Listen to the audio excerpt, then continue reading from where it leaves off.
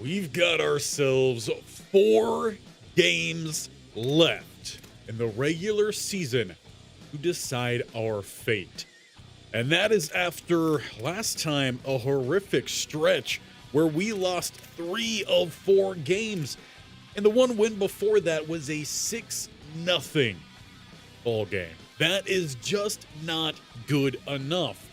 And it all comes down to one position group. This year, we have played every active quarterback on our roster. We started with Zion McKinney. High expectations, right? He came out and performed well, but he trailed off. And we started to see him basically second guess himself on every single play, if not third and fourth guess himself. Last time we also saw Jackson Sharman, and frankly, he didn't impress. Sub 60%, he just wasn't doing much on the field, and Isaiah Scruggs, who looked to be really good for us last year, has had the worst rating of these quarterbacks, even though he's got the least amount of time. Technically, Zion McKinney has had the highest rating. But we also have a couple guys who have not gotten playing time. True freshmen.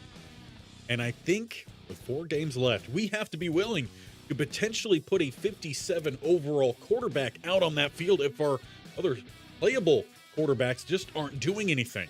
His accuracies, they're not great. He does have a little bit of that deep ball, one of the strongest arms on the team, but he's got to develop. The IQ, it's not there. We don't expect him to run. We don't need him to run. But we may see someone like Vi Mafi take the field at some point in this stream, and hopefully we don't get to the point that we are so desperate for someone to play at quarterback that we go to the 49 overall Montel Paul. He definitely needs some development, but he does have some medium accuracy in the mid-70s. He's just not going to be able to throw much of anything else, and his arm isn't going to get it those 15-20 yards all too fast either, and he's essentially as smart as a bag of rocks. So we're looking really thin at quarterback. Now, we did also see ourselves last time put together some packages for a certain new player in Isaiah Eni. He's been our gadget player this year, and he has passed the ball a little bit. He's ran the ball a little bit. Now, he is by no means fast, 77 for his speed, but he did provide at least a new element to this team, and we really hope that we don't have to rely solely on his passing. Now, he's 70%. That's better than any of our other quarterbacks, but again, he's not throwing the ball all that often, 10 times. So we're going to continue to get him in the mix, but we need one of our other starting quarterbacks, or other quarterbacks, I should say, to do something here for us, because we need 2 wins today to get to that bowl game. So as we look to begin, I think we're going to make another change at quarterback. Sharman will be the backup, Scruggs will be the 3rd string, and Zion McKinney will be back in the starting lineup. But we're going to keep a close eye on that quarterback play.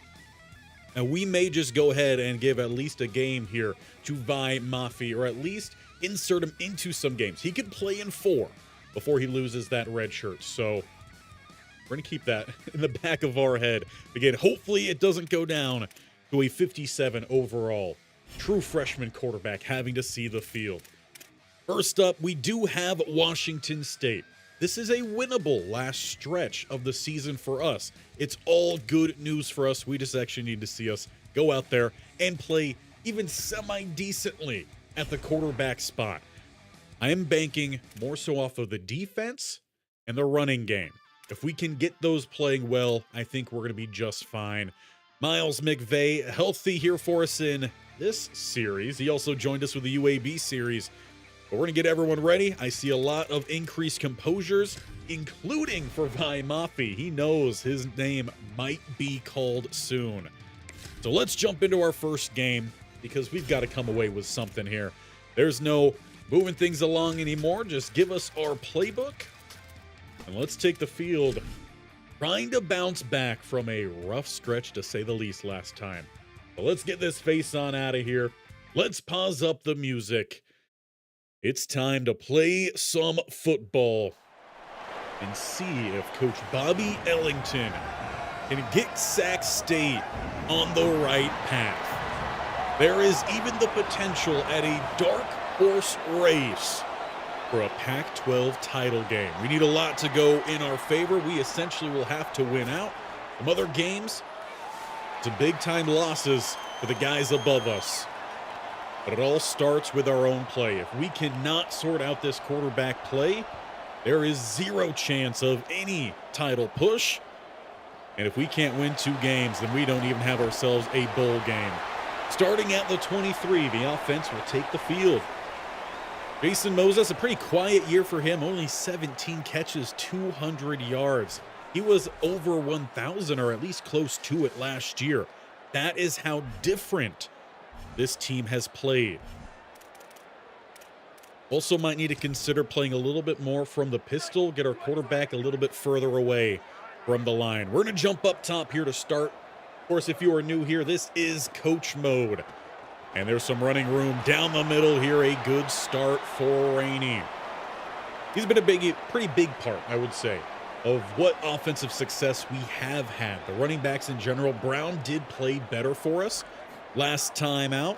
Hopefully that continues to be the case, as the Cougars did stack across the line there. Now I would feel a little bit more to go to a 2-by-2 look, or even go to that new look that we brought in last time. The Power Eye shotgun set. Not a good view from the sideline. We'll stay up top. A little hard count. No one jumps. All the lead blockers you could ask for. Brown with the shoulder to rolls over the defender to the 49. That's what we're looking for. Let the power rumble here. Now we'll go with a little bit of some play action from that 2-by-2 set. Quick throw caught over the middle. Turning up. Gain of 6. That's all we need here from our quarterbacks. Let them just play a simple game. Keep with that 2-by-2, a little RPO. Back to 83 as he'll hit the sideline. That's Frescues to the 32. Now we are still pretty thin, I will say, in the receiving room. Pretty young as well, a lot of unproven talent. We haven't seen as much from Hardy, the guy we actually got to transfer in. Moses has been pretty quiet. And that's a pretty good stuff down the middle. Gain of 2. Ultimately, when you're playing, though, a pro-style offense, you're looking for 3 to 4 yards per play. Again, that is all we are asking for this team. We expect to see it a little bit more. Jump down to the sideline view here. A lot more running room. Brown. It's a red zone trip. Let's look to go with a weak eye. I want a little bit of some play action here.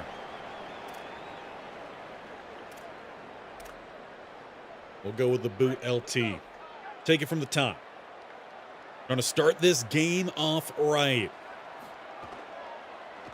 And we do get the roll. Passes out quick. That is to the fullback, former tight end, so he can still rumble around a little bit. He isn't a liability in the receiving game. Keeping with that same look. Weak this time to the field side. Running room down the middle. We'll find a few more. Setting up 3rd and 2. And again, I wouldn't mind going back to our new look here. Give me my gadget quarterback. Any will take the field. Again, this was specifically brought in for 3rd and shorts, red zone and goal line. So any in at quarterback.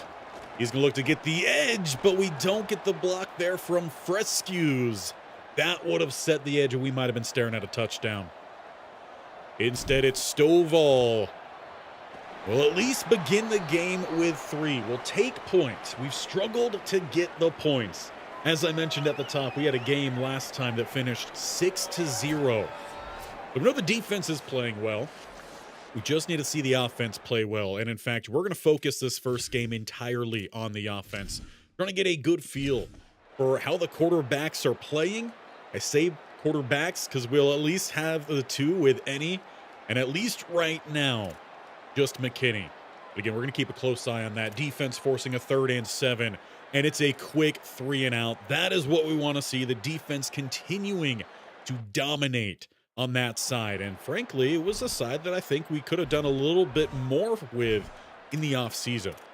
So good news for us. Offense back out on the field. We're going to start back with that week. Coach mode is fire. I agree. I like it. It's a little bit of a different way of trying to build because it's not entirely your own skill set, but how well you can manage the team and build for a scheme. Not a good look there for ball carrier vision. That has been Brown's problem. And it also means that those ratings are more important. Again, because it's them playing, not you. Much more running room this time. It is Rainey. Just dashing by the midfield line. Probably should change up the look after this play. In fact, I wouldn't mind changing up this play entirely. Just kidding. Go inside 15 seconds and they don't let you change anything. No, not a bad read. Get Jason Moses the ball. Only a gain of 1, though. It's not necessarily his forte. We'll go to the pistol look. A little bit of some stick concept. Although, again, I wouldn't mind switching this up to a run based off of what I'm reading here. 3 front, 2 linebackers should be favorable for a run. Rainey, though, doesn't quite find the gap. Do pick up 2. Now we'll drop to gun. The gun bunch. Just need to find a soft spot here against this defense.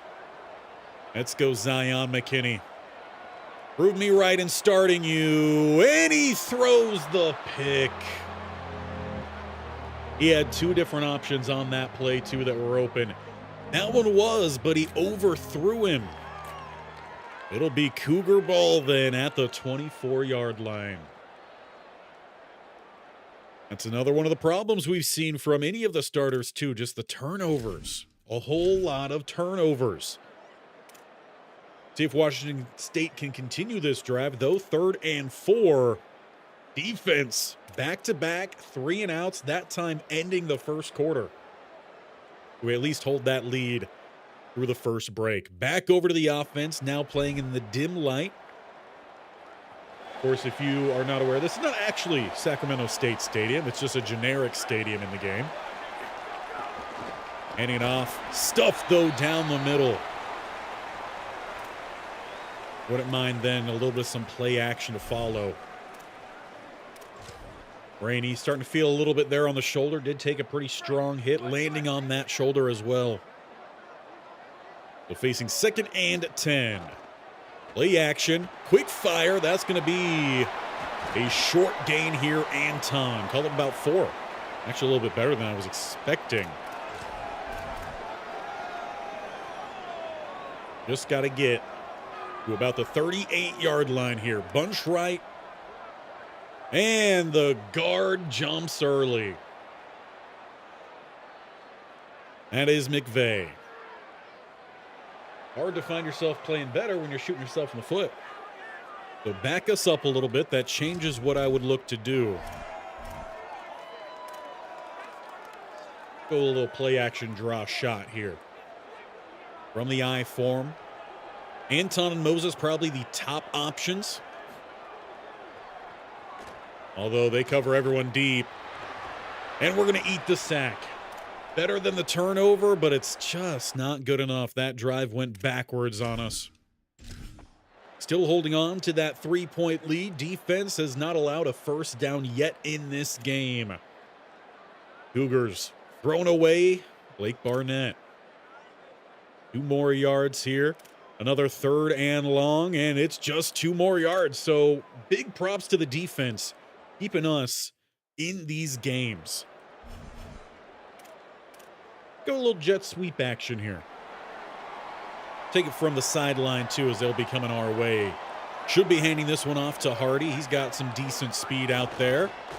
As he finds the gap, gonna pick up a few. Hey, how you doing, buddy?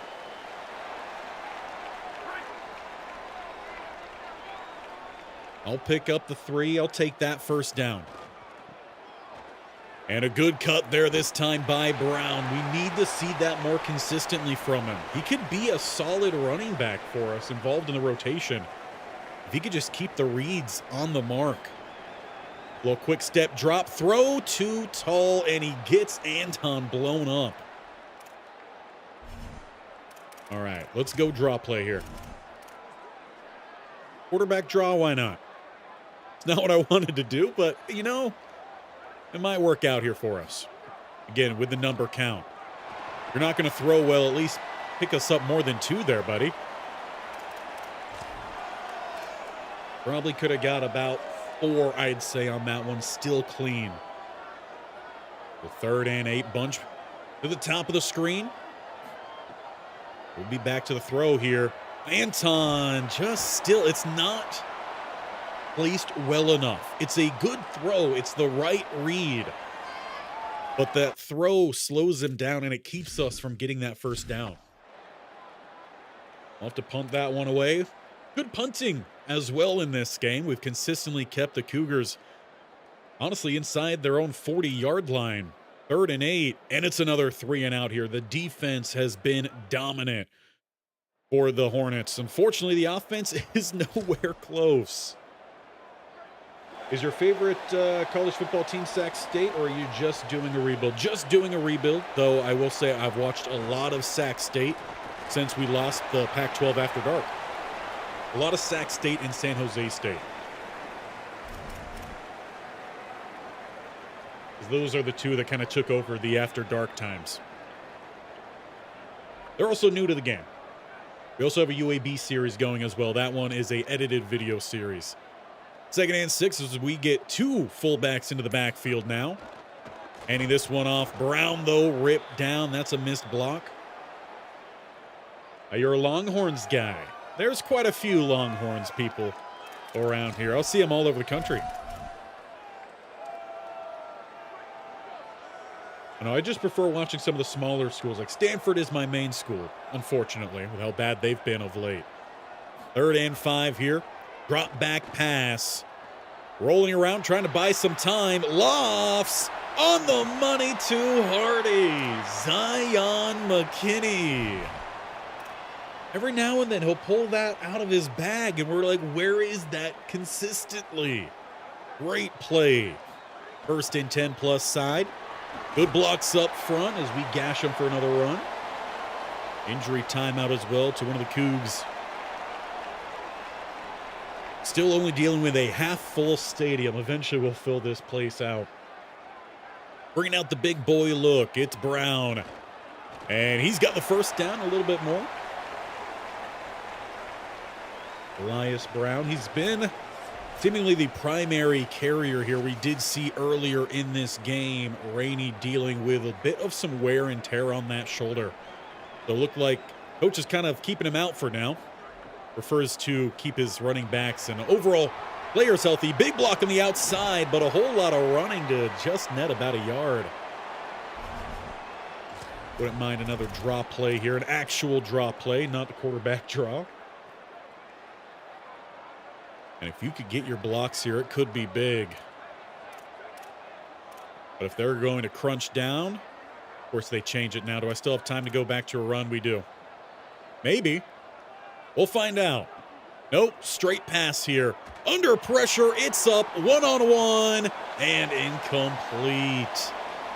Looked to be intended for Frescues there. Got a Texas route. Speaking of Texas fan in here.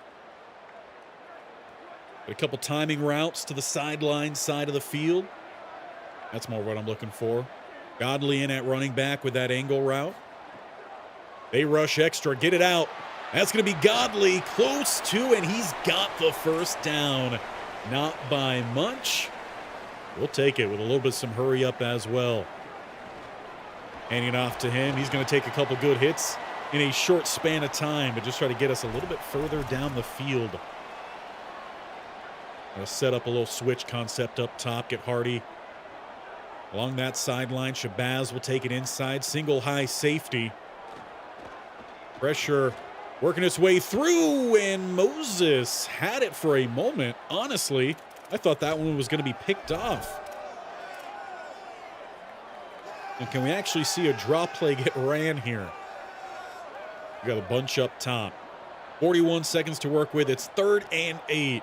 The passing's been questionable, so we go with the run, and it is a short gain. Timeout called, Washington State.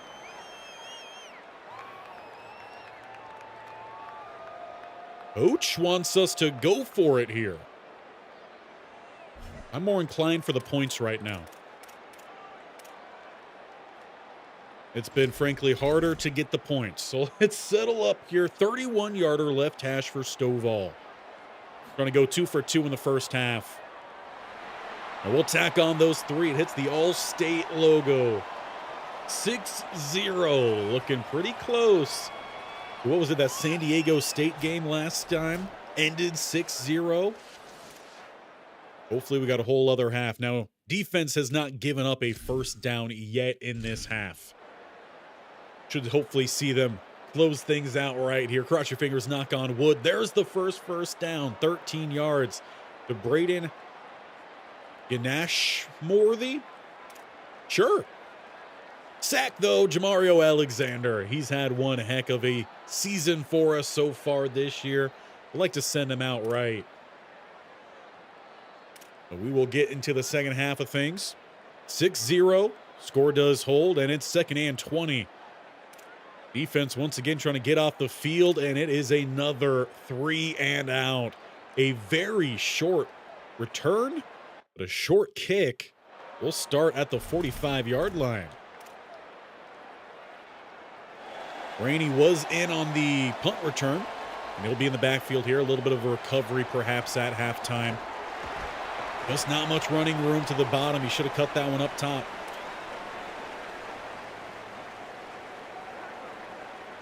We'll stay in, though, for 2nd down. Going to get some motion in. Hardy down to the bottom. And Rainey unable to see that outside where there was a lot of space.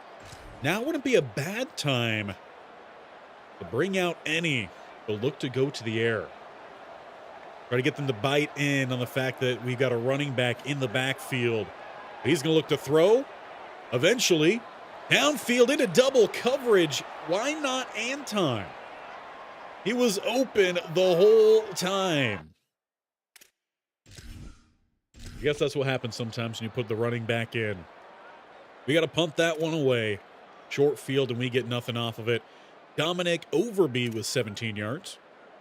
Sack, though, Jay Crable. A 2nd and 18. Make that 3rd and 18. The math doesn't math there, but I do like the down and distance, and the defense pulls up another stop. They're looking for the shutout. Good return that time, Sincere Rainey. Take us up to the 32.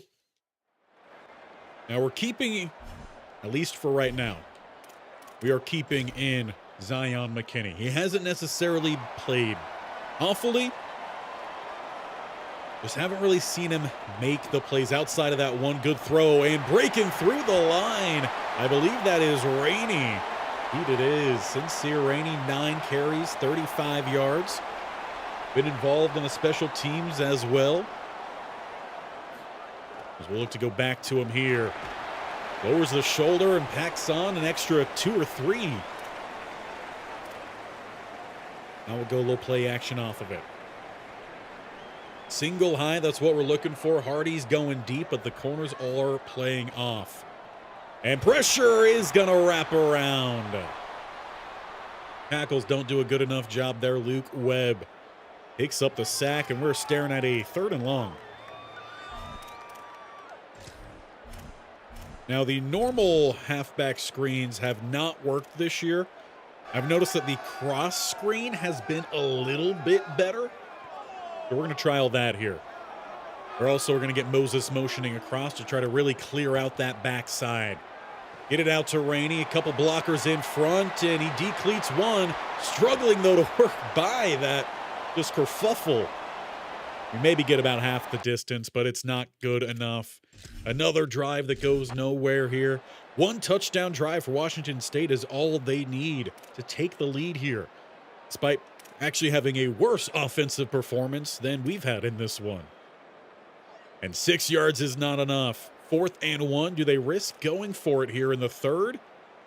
No, they punt it away. Shabazz calls for the fair catch, I should say. It looks like Rainey might be back off the field. Now, most of our offensive linemen are going to be fitted more towards the power. We still have a mix out there. We're going to run a little bit of some ISO. It's Brown. And he scoots well forward, first down to the 47. Need to have some passing in here so they're not just entirely queuing up on the run, but the run has definitely been the best part of this offense. Also keeps the ball out of the hands of the quarterback as much as possible. Now let's go back to the Wildcat here. And we're going to go with the blast from the top-up view. Changing it up a little bit. Typically, we want it on 3rd and short, but how about 2nd and 9? We needed just one more block. Just one more. Tight bunch this time. A little bit of a Texas route from the tight end. A little hard count action. No one jumps either. They bring that extra man. Got to throw it here. Downfield, it's caught. Anton. He verticalized that Texas route a little bit more than how it's really supposed to be ran. But, hey, we're not going to complain. We finally caught a first down. As we go a little bit of some hurry up as well. A lot of running room here for Brown as he scoots down inside the 15. He's looking at 89 yards, 12 rushes. Now can we cap it off here? We're actually going to take this to the 4th quarter. It's a shame because I like that look too. I was just trying to see how we could best see it.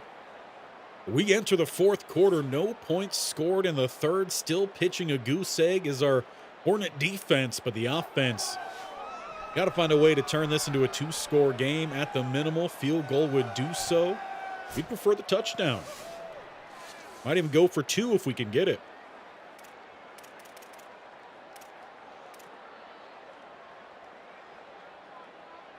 Where's my gadget? There we go. Let's go with a big boy set here. 1st and goal.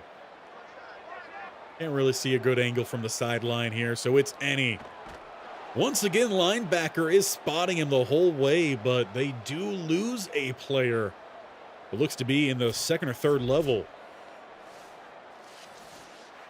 Well, let's go back to that tight shotgun bunch. We're going to have Moses at about the goal line here. Kind of going to be looking at Frescues, I think, is that main option. He's at the top of the bunch. They bring the blitz, throws, caught, and we will not quite have the touchdown yet. Hardy ripped down about the 1. From shotgun here. Give me a little read option. Although they actually look to be protecting against that pretty well. And we got a different quarterback in the game. Please hand the ball off. And we've got it this time. We get to play the touchdown music finally in the 4th quarter. Sincere Rainey. Now that was Jackson who checked into the ball game there. Not sure why he was in there. I'm not sure if previous quarterback who was starting most of this game, McKinney, took a hit on that previous play where he did find Hardy. Back out on the field, though, here for a 2-point try. We're looking at a 14-point ball game.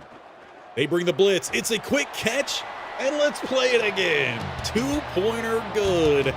14-0. Now we can breathe a little bit. Now, don't do the atypical thing here, game. And, well, we do give up a penalty. I believe that's their 2nd, maybe 3rd first down of the whole game. But we got the ball. What happened? It was a holding penalty against the offense, so I guess we picked off the ball or forced a fumble, and now we've got it back. So back out to the field then. If only I knew what happened, but leave the defense some love. 2nd and 9. High form. As we toss it right back to Washington State. Are you kidding me right now? That's what we're doing?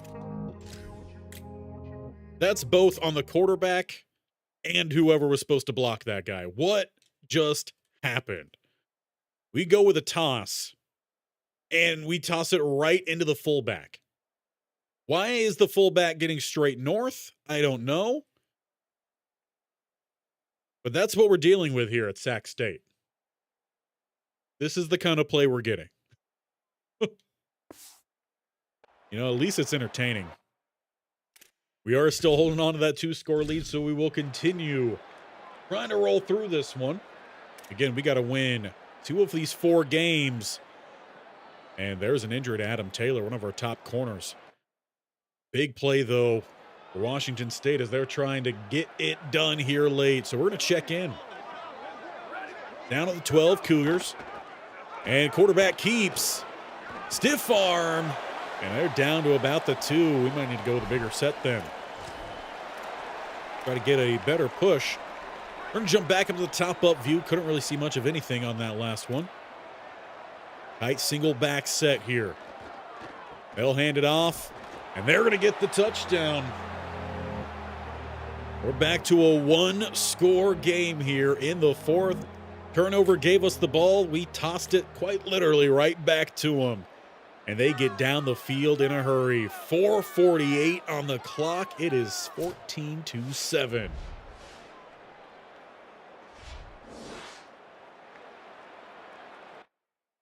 Man, we just can't have anything easy here, can we? That would make things a little bit less fun to watch. 2-point conversion is good. I don't know. I guess if they get another touchdown, then that's the winner. So a big gamble for sure. Now we just got to make sure we're milking some clock here. This is where we need the running game to come through. Still running away from our sideline, so we'll stay with the up-top view. Hardy going to motion up, try to take away one extra defender. Good little hurdle there from Rainey, and not a first down given. It looked pretty clear from the booth that that was a first down. I guess I'll just let the clock run perhaps a little bit more as the play clock is inside 3 here. Snapping it with 1. Insta shed on the center and smacking down the running back, Rainey. You could tell he felt that one, getting up a bit wobbly. So 3rd and about 1.5 here. I wouldn't mind trying to go with a spread look. Much spread as we can. Try to empty out the center of this defense. I guess RPO, we don't have a normal handoff. A little hard count, no one jumps. Quick throw, that's a first down and a good read. Sincere Rainey, bruised forearm. We're going to look to try to hold him out for a little bit, but he might return before this one is all but said and done. Anton gets the first down reception. Still not seeing much for our outside receivers, but just the fact that we're completing some passes we will take. Running back, not finding room there. Defense ready for it. And wouldn't mind. That's why we had the other quarterback in. We called a Wildcat set. Wildcat it is. The backup quarterback comes in for this for some reason. As he hands off to Brown. Not much space. They're called timeout, Washington State. They need the ball back, a touchdown, and that would do it. RPO worked out pretty well for us last time. 3rd and 8. 2 timeouts remain for the Cougars. Keep an eye here on Hardy. And no, go with that handoff. Brown spins short. Injury timeout as well. That'll keep them with 2 timeouts. I don't know about you. I don't know. I don't trust that injury right there. I'm feeling like we might just go for this thing. I want a weak side run. 4th and 2. We're trying to put this game to rest. Full hard count, no one jumps. And they stuff them in the backfield. The whole left side of the line shoved back. And it is up to the defense to try to win this thing. Touchdown gives the Cougars the lead. Last time they had the ball, they got their first touchdown. Webb stepping up. He's going to scramble, sliding down about at the 42.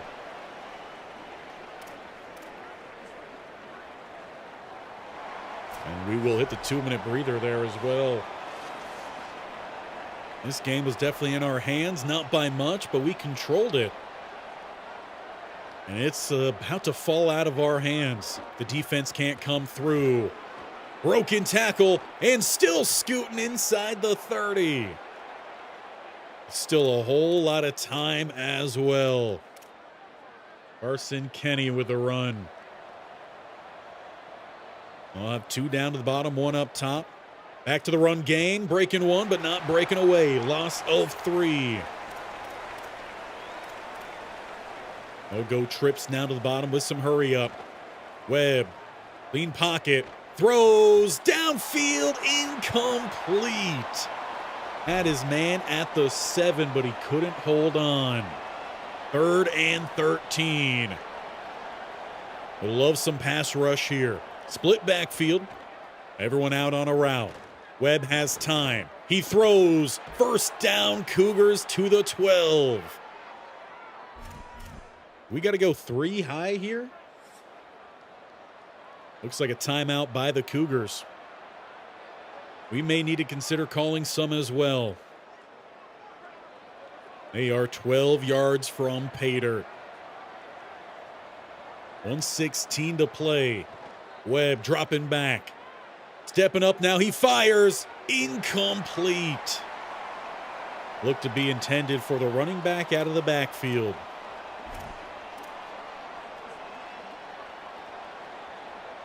Second and 10. 1:11 on the clock. 2 receivers at the bottom, 1 up top. They go with the run. And they've got the blocks for it. Cougars have tied the game. Point after will be for the lead. With 1:07 to play. Hard to blame the defense. I mean, if they get this extra point, it's 15 points. That's a great game for the defense.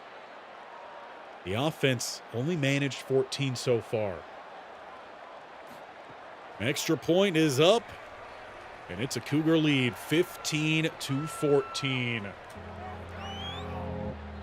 A little bit more of some sad music. We have all of our timeouts. All we need is field goal range. Do we trust McKinney to get us in that range? We'll start at the 25. Wish we could edit the setup, the alignment here of our playbook. I really don't like where things are in that mix. That's just complaining for complaining's sake right now. We also need to make sure we turn off chew clock. Need to remember to do that. Throwing, caught for 1 yard. I love that we're getting the ball to our tight end, but can we potentially look to throw to anyone other than our tight end? Moses, I would love a wheel from you. Doesn't look like we have that, unfortunately. The 2nd and 9. It's a 4-man rush. Pass is incomplete over the middle. Looked to be intended for Frescues. Nate Robinson Jr. in coverage. 3rd and 9, obviously. We're dealing with 4-down territory here. Don't like that play call based off of the alignment on the field. So 3rd and 9. Quick fire, incomplete. Moses drops another. It all comes down to this.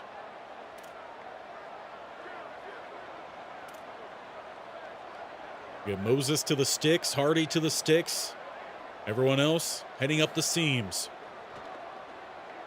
Rose, caught, first down, Hardy. You know what, let's call a timeout. I want to call a timeout there. Let's settle down here. Just got the first down. It took 4 downs to do so. Desmond Hardy, big catch. Got to get into field goal range. It's going to be around the 35. Pressure hits, but the pass is out and incomplete. Come on, line. Give us the protection we need. Interesting setup there on the pass block. And nearly get a man to jump. Stepping up in the pocket. He's got time to launch it downfield. Wide open. And it's Frescues down to the 8.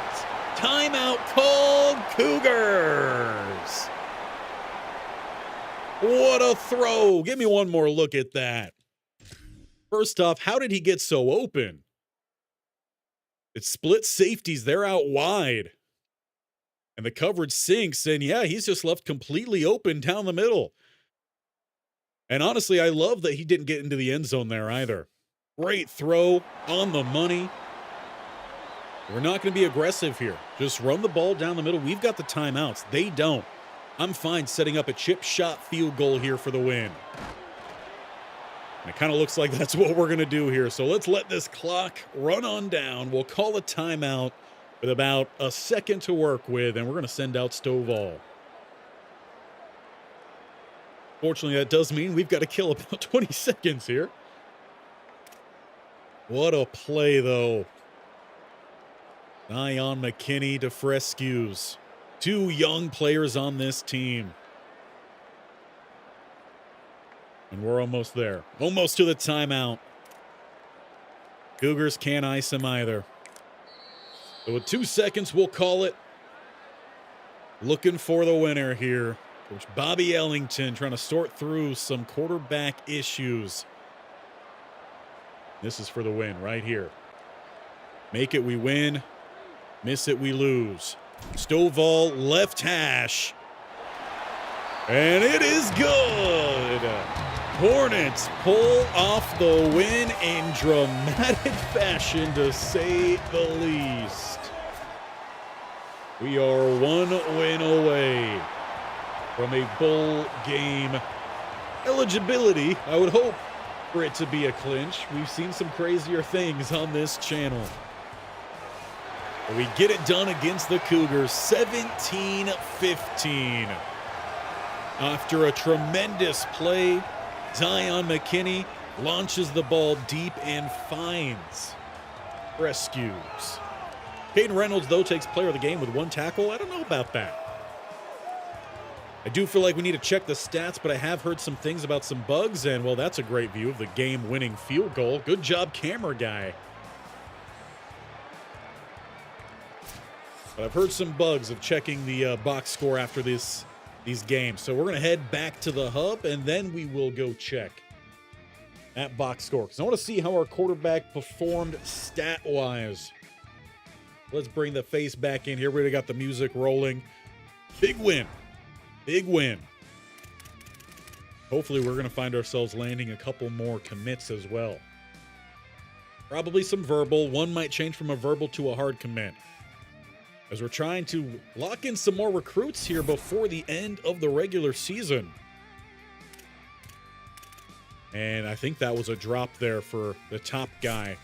But we're going to need to probably reassess. We do not get any of those commits. We got Stanford up next, though. They're 3-6, 3-5 in conference. What's the damage looking like here? Still looking pretty good for Morgan Big Hill. We're just not making a big push right now. He's a 2-star. And for Tinker, I mean, I think that was the visit week for New Mexico State. He's a 2-star. I mean, do we really want to press that hard? The speed isn't great. And he is pretty close to verbally committing to New Mexico State. I feel like it's probably more up for us to pull those, get back the points, get back the scholarship, and send those points elsewhere. Again, we could go after more of Big Hill. Still a 2-star. In front for Ahmad Lennon, but some pressure coming in from behind from some big-time schools. Not what we want to see. We are inside the top 5. Looks like we should have a pretty decent pitch here. Let's see what we're working with. Gamer does have the 2. So does Standard Bearer, but it has the X. So it looks like we know what we're looking at here. A+, B, and an F. Still going to be a good hard sell for us. We could try to get a visit in as well. But how much points do we want to sink into this when USC and UCLA are making a pursuit? I'm not too sure we want to push too much there. Jump up to first for Ham. I feel like we could pull some points here because I got some other guys on the board I would like to give some points to. Angler still making our way up here. He's another JUCO. And here are two more guys I'd like to go after. Another route artist. Do we need that other running back, though? We got a 3-star we're looking at. Well, we only got one on the board. Contact seeker and another contact seeker. 620 versus 744. I mean, and I will be honest, these are the only other guys that we could really look to go after at this point. So let's give them both the 35 available points we have and see what things are looking like after this next week.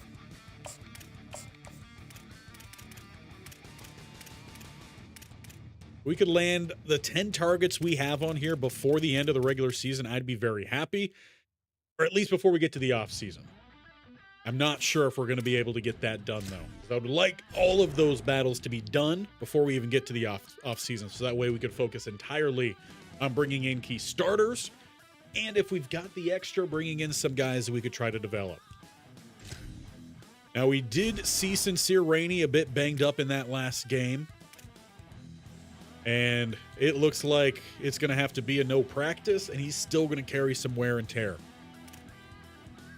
As for Mario Alexander, we're going to go no practice too. I don't want that chance of injury on there. Houston, you can play. Same for Reynolds.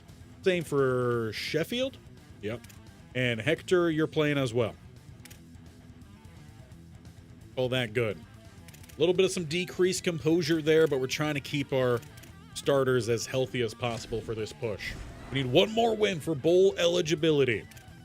As for those conference standings with 3 games left, at least for us, Colorado State, Utah State, they both only have 1 conference loss. I don't remember if we played either of them. Utah State we beat. We lost to Colorado State. So we need Utah State to lose at least 2 games, and we have to win 2. What do they got left in their schedule? They got San Diego State, who is also 3-6. Meanwhile, Utah State 6-3. And then Washington State, a team we just beat, who was 1-4 in conference. So while there is technically still an opportunity, it is very low. As I said at the beginning, it's a dark horse race. If we win out, we give ourselves the best chance. That's what we can control. So let's take it to the field here as we go on the road, not too far, to the farm to play against Stanford. While I love for Stanford to win some games, I'm perfectly fine with them losing this one. Let's give them, though, a fun uniform. I want the Cardinal script. Give me the black and the Cardinal with some more black. Now, I am curious here. Blacks are actually black? No.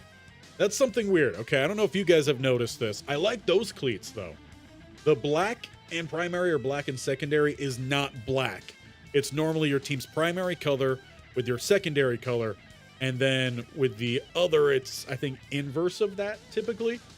So for this, you get the white with the red, even though we already have that. Just something to keep in mind if you haven't noticed that yourselves. I don't know if it's supposed to be like that, if it's a bug or what. Sure, they could read out the crowd. Give me our playbook. Let's see if we could go 2 for 2 today. Become bowl eligible. That's what this game is all about. We're focused on being bowl eligible before we focus on a potential title push. Not sure if this team... We didn't check the box score. That's my bad. This is where I need you guys to help me remember before we jump into games. But we're still going to start McKinney. He played decently last time. Better than we've seen from the other quarterbacks. So playing the hot hand, again, he doesn't play well. We'll pull him. We'll put someone else in. Now we got to beat the trees. These spam calls are getting ridiculous. We're underway on the road. Looks like there could potentially be a chance of rain at some point in this one. As we do get a decent return there. I believe that was Shabazz to the 21. Once again, highlighting Moses. Just looks like about 2, maybe 3 catches in that last game. Based off of his overall season stats. We'll start from the sideline view here. Stanford, technically a higher-rated team, but they've been on the downward trajectory over the last about 7 or so seasons, it feels like. They got to go to wrap up in the backfield. Play 1 is a -2. We'll have to look to go to the air then here. Got to get something back. Moses, he catches that one. Gain of 4. Now, he potentially could have had, I believe, 3 to 4 more receptions in that last game if he just held on to a pass. 3rd and 8. Hard count, no one jumps. They rush 5. That means we should have a man open. Brown fighting forward. Doesn't look like he has the mark. And I know this is risky. Give me a little fullback love action right here. Love a big push. Right into the back of the line, and it's a first down here for Sac State. We're going to go hurry up off of that. Right back to it. Check the sideline real quick, getting a play call change in from Coach Ellington. And find that gap. Spinning back inside, it's Brown with a gash. Call that about a gain of, not 15, probably around 12. Change up the look a little bit here. Go pistol with that strong eye. They're playing the box. We're going to try to take this over the top. A little play action or check down still here. Sutton will pick up 3. Dante Mackey with the tackle. Keep with the same look. Go back to the run. Well filled. He sat in the gap to sit us down. Mackey again. All right. I'm feeling that tight bunch. That trail Z post. Hills tolling here at the farm. Still no one jumps to that hard count. They rush 5. You had Hardy, but why not go Anton Way instead? To the 34. He's had a pretty good season. Was on roster, I believe, last year. Saw some development. Took over as the starter. Running room down the middle here for Brown. Expect him to be the primary back in this one. We did see the wear and tear carry over from last week for Sincere Rainey. Godley checks into the game here, though. Going to see 3 different running backs in play. Thrown up top. Hardy gets the catch, but he's just back to the line.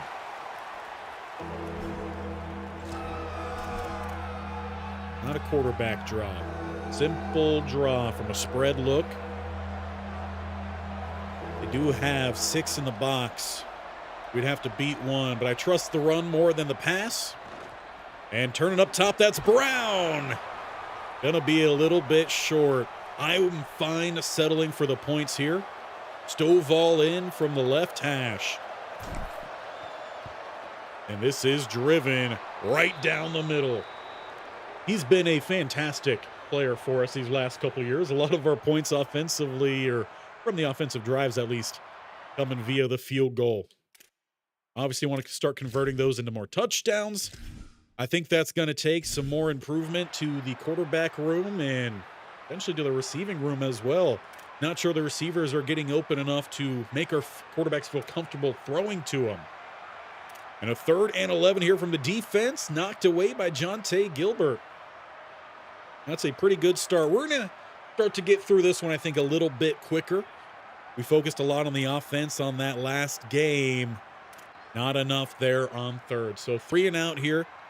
Going to give the defense a harder spot to start with. 23 yards to Micah Ford.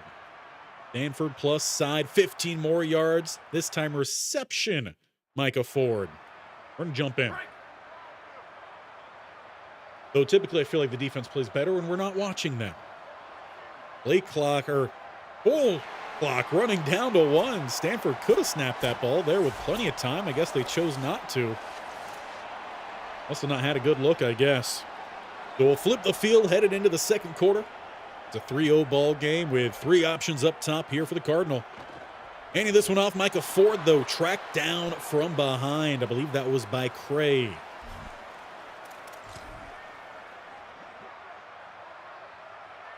We've seen him focus on number 20. They go back his way here, 2nd and 8. Motion from the slot up top. They will keep it with the quarterback, and he's got some running room. They cleared space up front all the way down to the 3. I think we had one of our DTs drop back into coverage on that one, expecting that they would go to the air, and we paid for it. 1st and goal. Big hit down at about the 1. I'll keep the Cardinals short. Don't like how we have to do that with this camera. Let's jump down to the sideline view here. Quarterback keeps and explodes to the end zone. Cardinal, they'll take the lead here. The second quarter, driving down, 7-3. Groves runs it in. Another new quarterback here for Stanford. I believe that is 5 new quarterbacks in about 3, maybe even 4 years for them. Turning into the Cleveland Browns. We'll skip through the PAT and for the kickoff, and we'll jump in here with the offense. 32-yard return from Davion Godley. So it looks like we also don't have Rainey out there on the returns. We'll start at the 32, though. And we'll look for Godley to also carry this rock as he gets us down to the 50, or I should say up to the 50. Like they were starting to break open some of these runs. That's a good sign. We're going to use the run game to establish a bit more of a passing attack. As Anton with another catch. Call that one about 3. Now I wouldn't mind a draw from a more power set. We'll go I form. Seeing a lot of 5-man fronts here from Stanford as we run over the nose tackle. Sincere Rainey, welcome in for your first carry, at least in a while. Now a little bit of some play action off of that. The play action boot to the top side. Normally these are just immediate checks downs to the fullback here. Oh, going downfield, but incomplete. Moses has just not held on to much this year. I feel like we might need to make a change in the receiving group. At least 2 starting wide receiver 1 versus 2. Go back to the run game here, and not much opening up. So 3rd and 8. We are inside field goal range. What's that receiving room looking like right now? So Hardy's a freshman. I thought he was older than that. What's the releases? No one's got great release. Catching traffic really isn't even good for Hardy, so he probably shouldn't be playing in the slot. Rescues might be a better guy in that spot then. So let's change things up here. Moses is going to go to 2nd. Frescues will stay as that 3rd option. We're going to change the slot receiver. And we're going to go Frescues, then Shabazz, and then Fernandez. Let's see if that helps out the receiving group a little bit more. As we're running a little bit more mesh concepts to help out our more lackluster receiving room. Trying to get some of those bumps. And McKinney steps up. He throws open over the middle. It's caught first down, not once, but twice for Frescues in that new position. We'll go a little bit of some hurry up off of it as well. Check in from the sideline because they will be looking to run more so our way. Not for long. 2 yards there and an injury here to one of the Cardinal players. Looks like might be a linebacker, potentially edge. Look for a little seam beater, perhaps.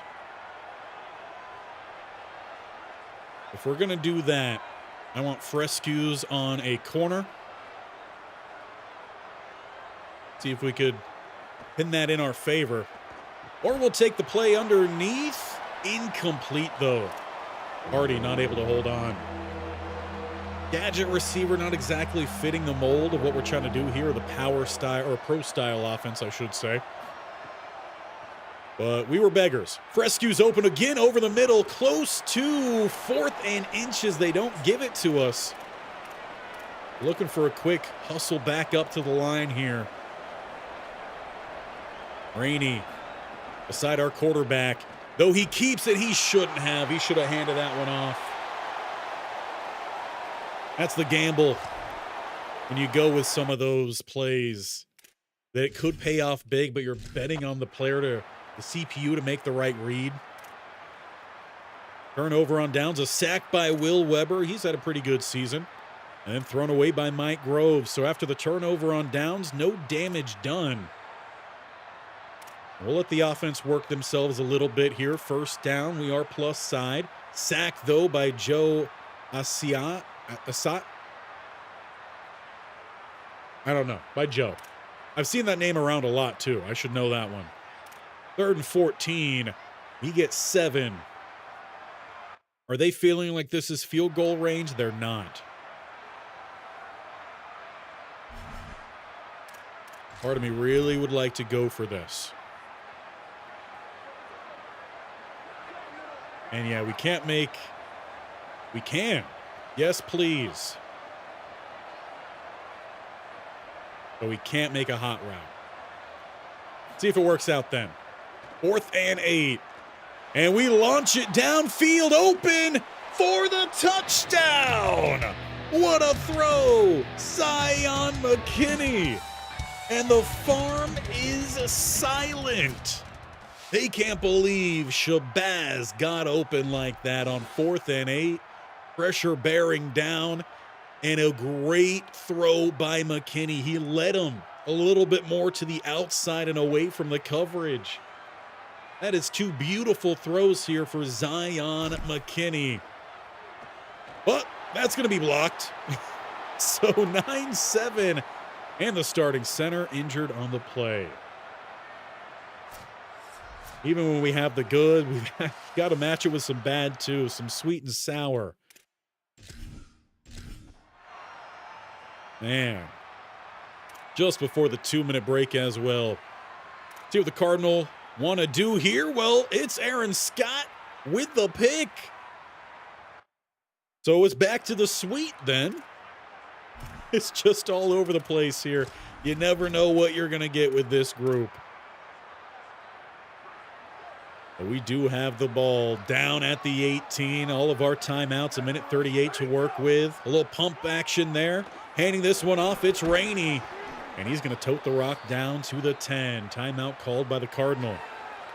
Wanting a chance to try to answer back here. I wouldn't honestly be against yet another drop play. Try to get them to back up a little bit. Or they send the blitz. And Rainey, he's not going to get far. 1 timeout remaining for the Cardinals as they call their second. I know we've got some RPOs here. Let's look to set one up. 3rd and 1. I form, but keep your eye on Moses to the bottom. They do swing it out to him. Moses, first down. Cardinal called their final timeout. Looking to take advantage of the Scott interception.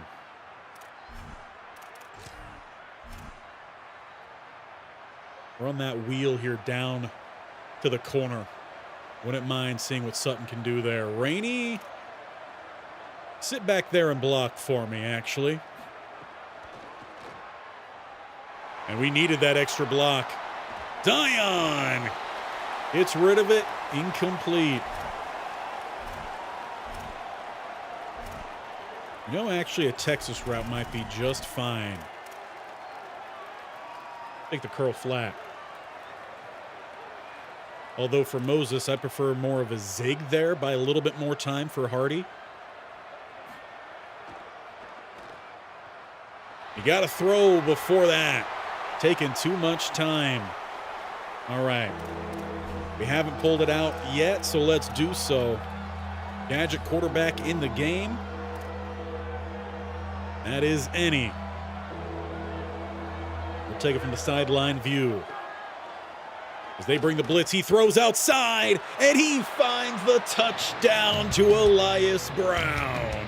We're not done yet out on this field. We had a blocked point after last time. But we're going to keep the offense out there. Elias Brown from Any. Running back to running back for the score. Now give me that same look. Well, RPO power halfback screen. Honestly, I'm intrigued. Another one for Brown. And he's going to keep. He goes up, and he's short. Can't challenge the play. I would love to have challenged that play, but where does he get to here? Ooh, that is close. See if I could pause it at the right time. It does look like it is short by about an inch or two.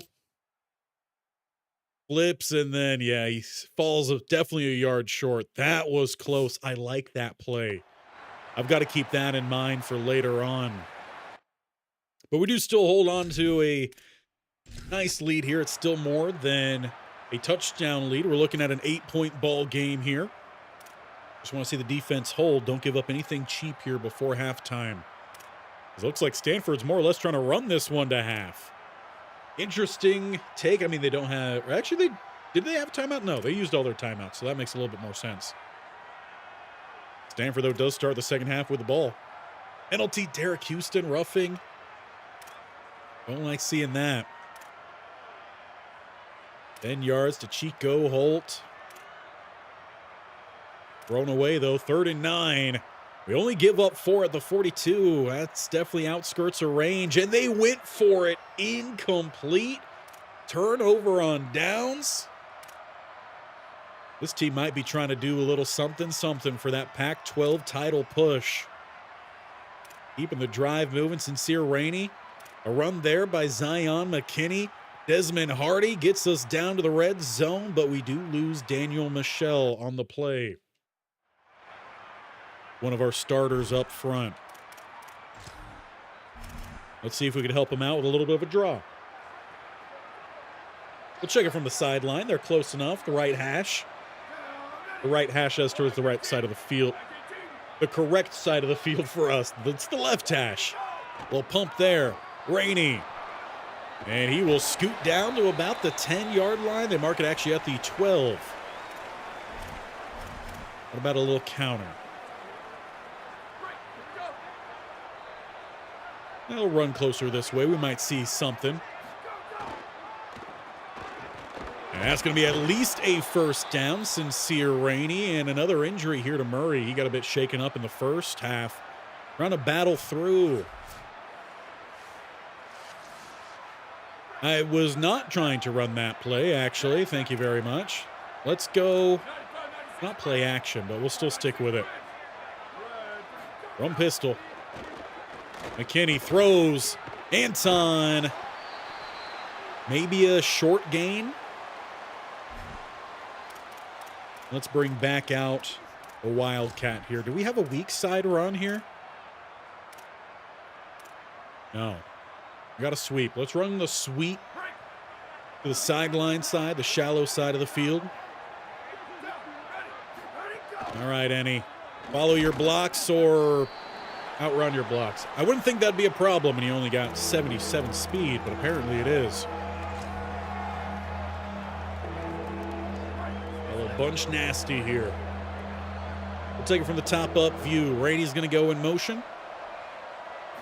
We're going to look to throw this ball. Looking for another touchdown. Pressure builds with the passes out and dropped by Hardy. We have a serious problem with our receivers. Stovall, left hash, field goal is good. Make this an 18-7 ball game. Being a little bit more comfortable here. 2 scores. That's been a big need for us throughout these games, is just finding that 2-score advantage and, frankly, keeping that advantage. John Anthony Hall, though, shows up with 11. Or actually read his number there. I did not read the yardage. Either way, it was a first down. He gets 7 there. The 3rd and 3, it's only 2. They went for it last time. They're looking like they're going to punt it this time. Let's run a little bit of some 8-up man just in case. And they do punt it away. A bit of a surprise there.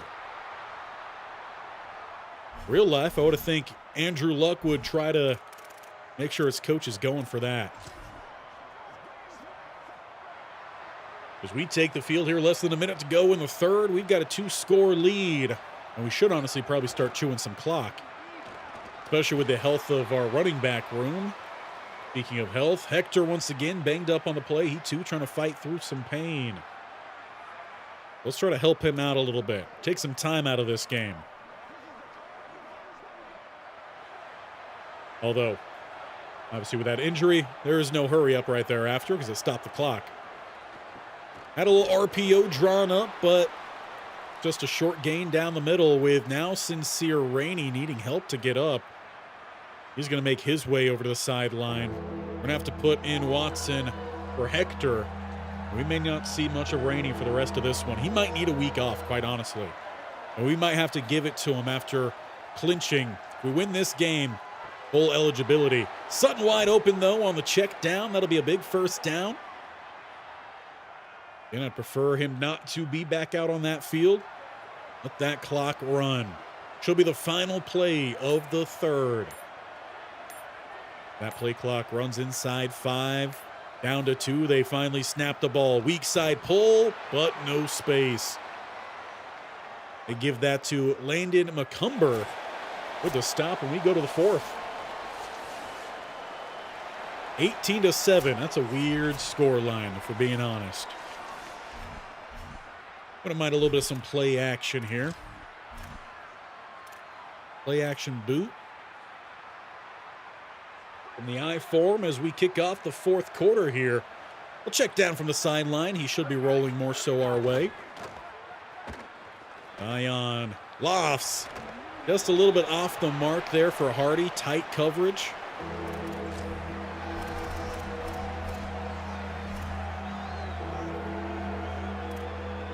Go with the orbit shallow cross from the top up. See if we can maybe get Frescues on that post stop. Or caught underneath and let him run. Jason Moses. That's what we've been missing from him. Change of position alignment maybe might unlock him. I don't believe he was the #1 receiver last year, and he played well. So we might just need to be that #2 guy. Give him some more favorable matchups as well. That play clock is running down. A little bit more play action here. Pressure builds, but the pass is out and caught Shabazz. He had that nice touchdown earlier. Go back to the run game here. We're not looking to pass that often. We just got to keep the defense honest. 2nd and 2, big boy set. They blitz it. And it lines up beautifully. No one got a hand there on the backer. Javante Mackey.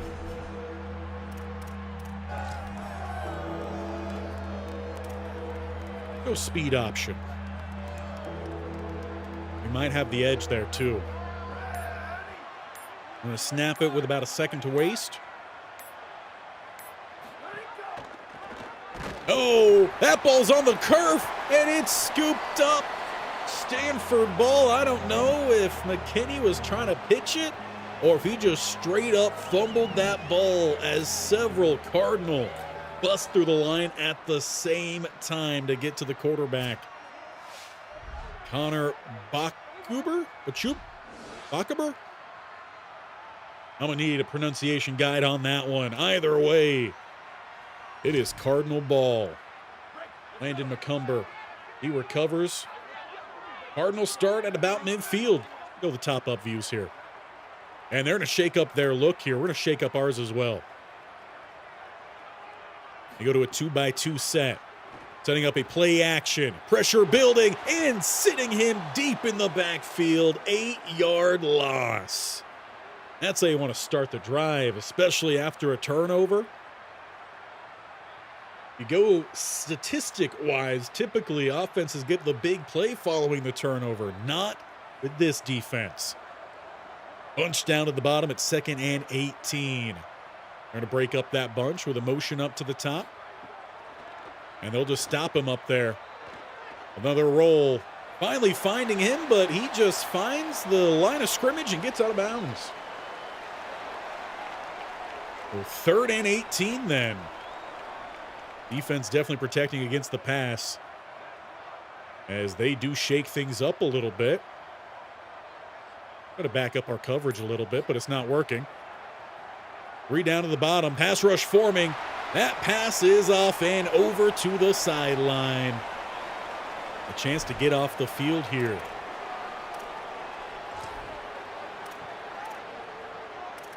Not looking for anything crazy. Send everyone deep. But I do want to show a little bit of that mug. Supposed to have double A-gap mug, but one of the linebackers, I believe that was Caden, was just protecting further back. Load up and send it downfield. Incomplete. Turnover on downs. And now we just got to run out this clock, starting short side. 18-7. And the draw works out pretty well with the spin. Elias Brown, first down. It's not the time to start breaking off these long runs. I'm trying to milk some clock here. Give me about 5 a run.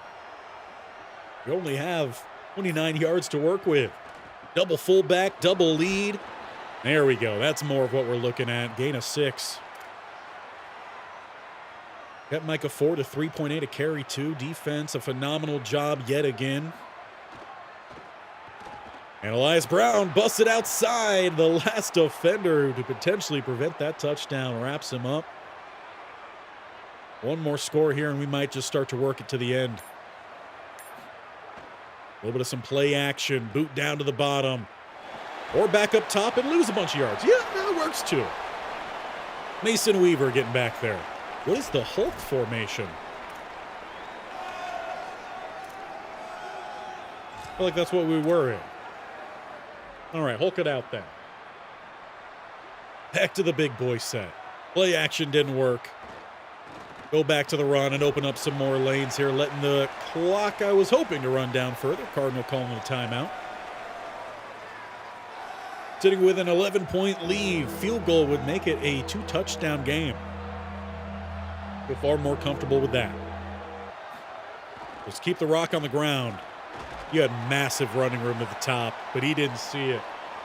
Timeout called by the Cardinal. And we'll look to trot out Stovall yet again.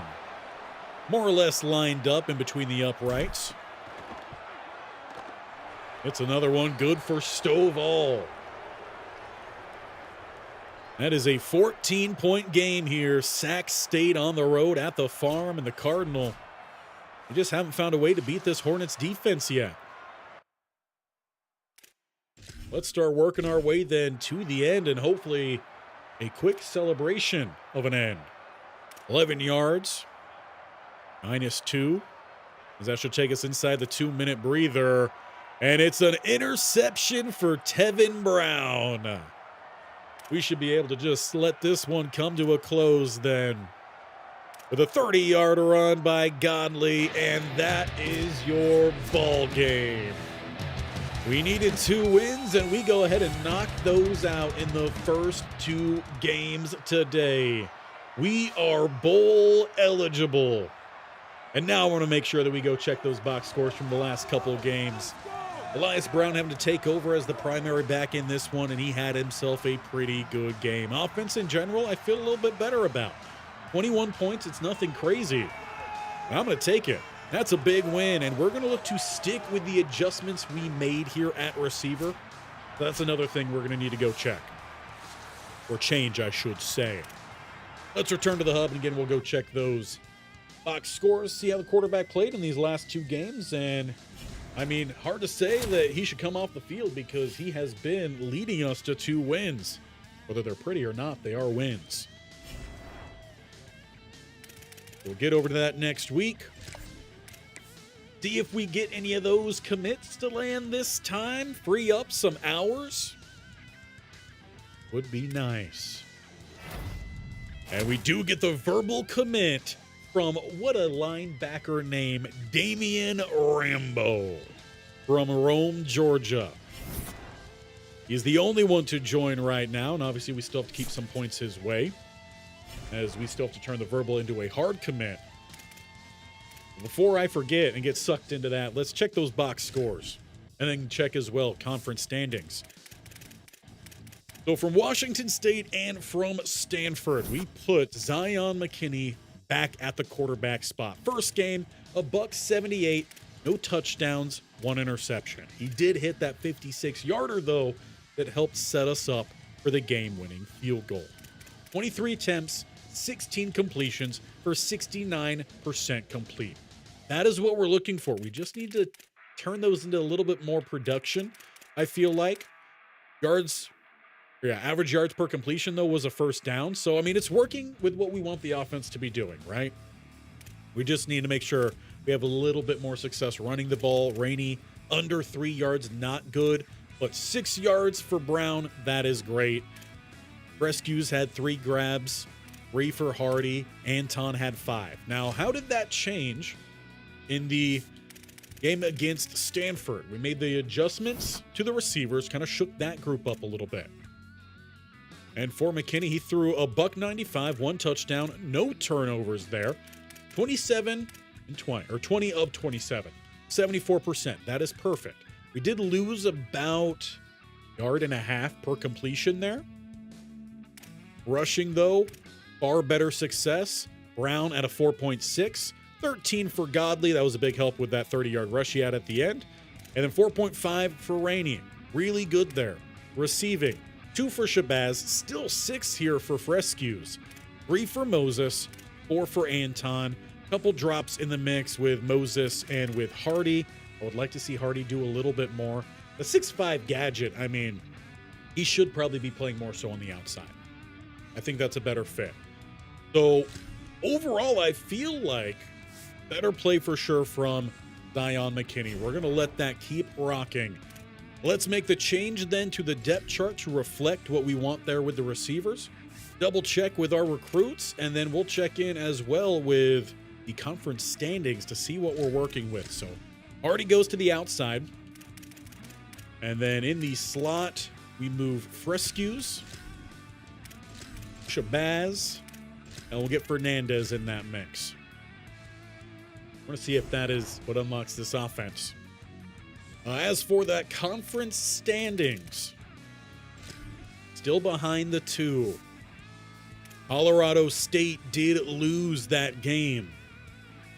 So things become a little bit more interesting, but you got to remember, we lost to Colorado State. So we are 1.5 games behind them, which means we would have to win these next 2, and Colorado State lose these next 2.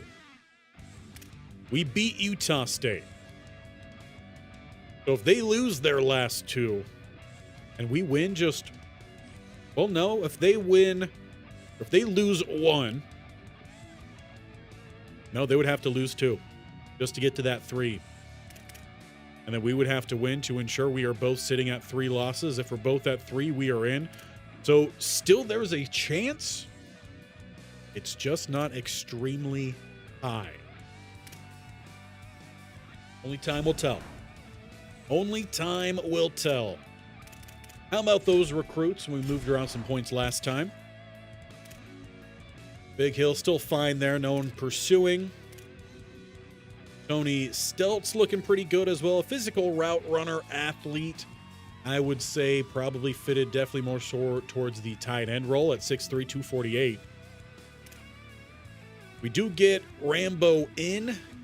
Navy, though, does have the visit, so what can we do here? Can we free up a little bit of some points? I feel like we probably can. We'll free up the 10, but I still want to keep the 40 on there. Lennon, we're holding off right now for USC. That's big. I wouldn't mind sending some extra points his way to help try to keep us moving above them, seeing that increase.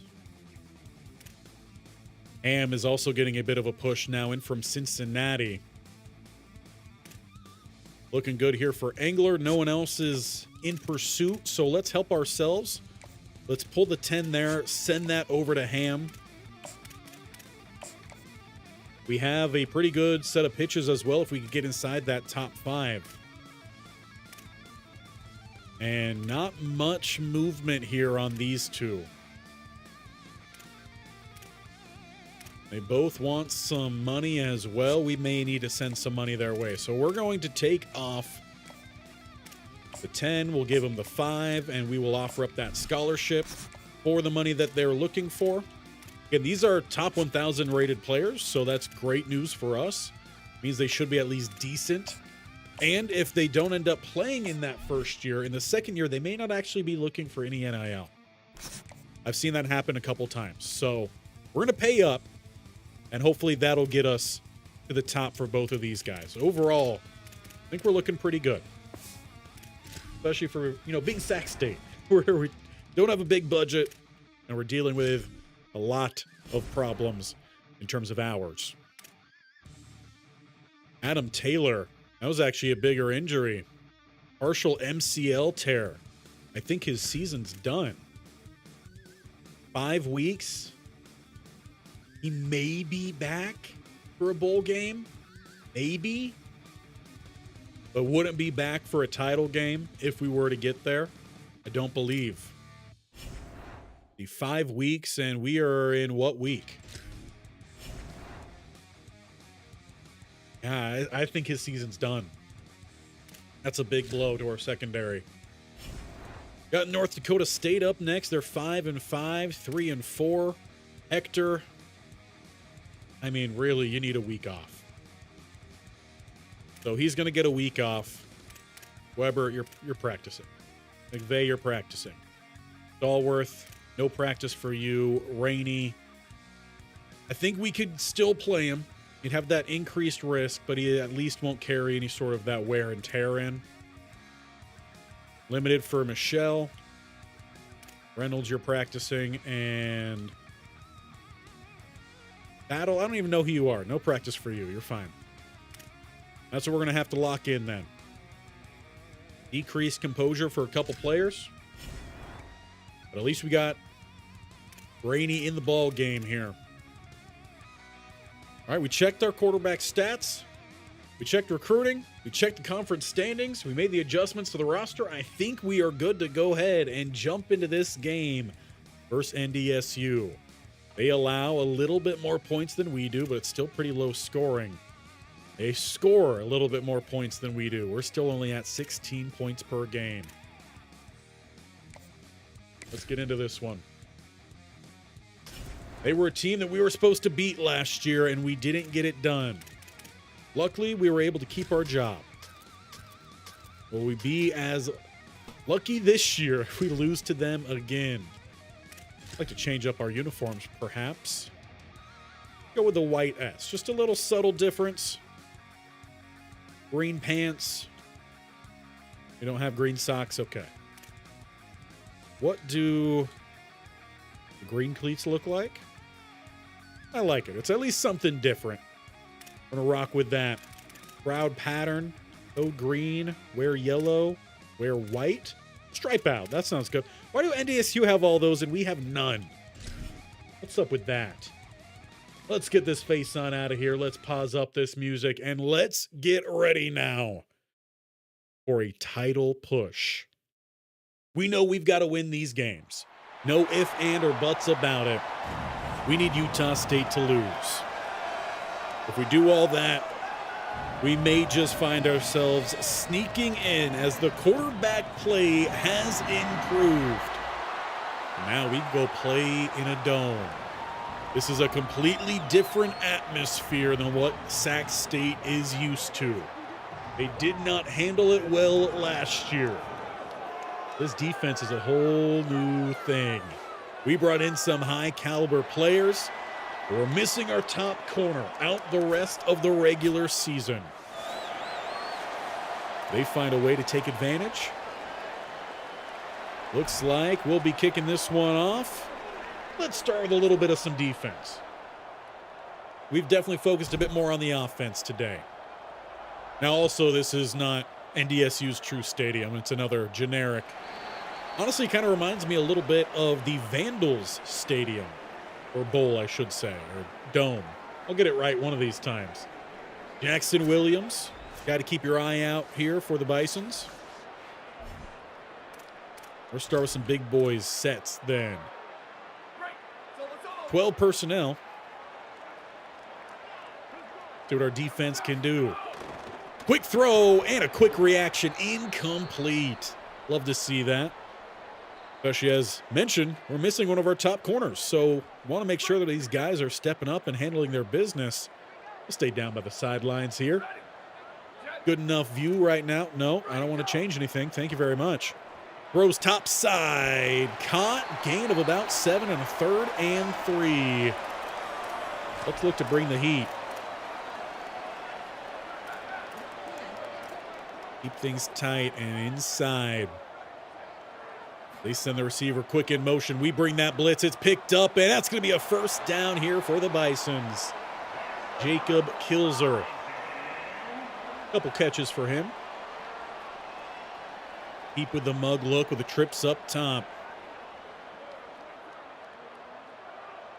Love to get some more pass rush in here and not allow big rushes down the middle. A little bit of a trade-off sometimes and go with the double-A gap. Anderson there gashes up to the 49. Defense changes their look. So does the offense. And they're going to look to change it again. And not allowing us to change anything. Love that. That seems fair. And they get the edge because of it. Big run here. Sanderson. Don't let him put a spell on you. Yes, that is a hocus pocus pun. Gotta watch that soon. It's getting spooky out here.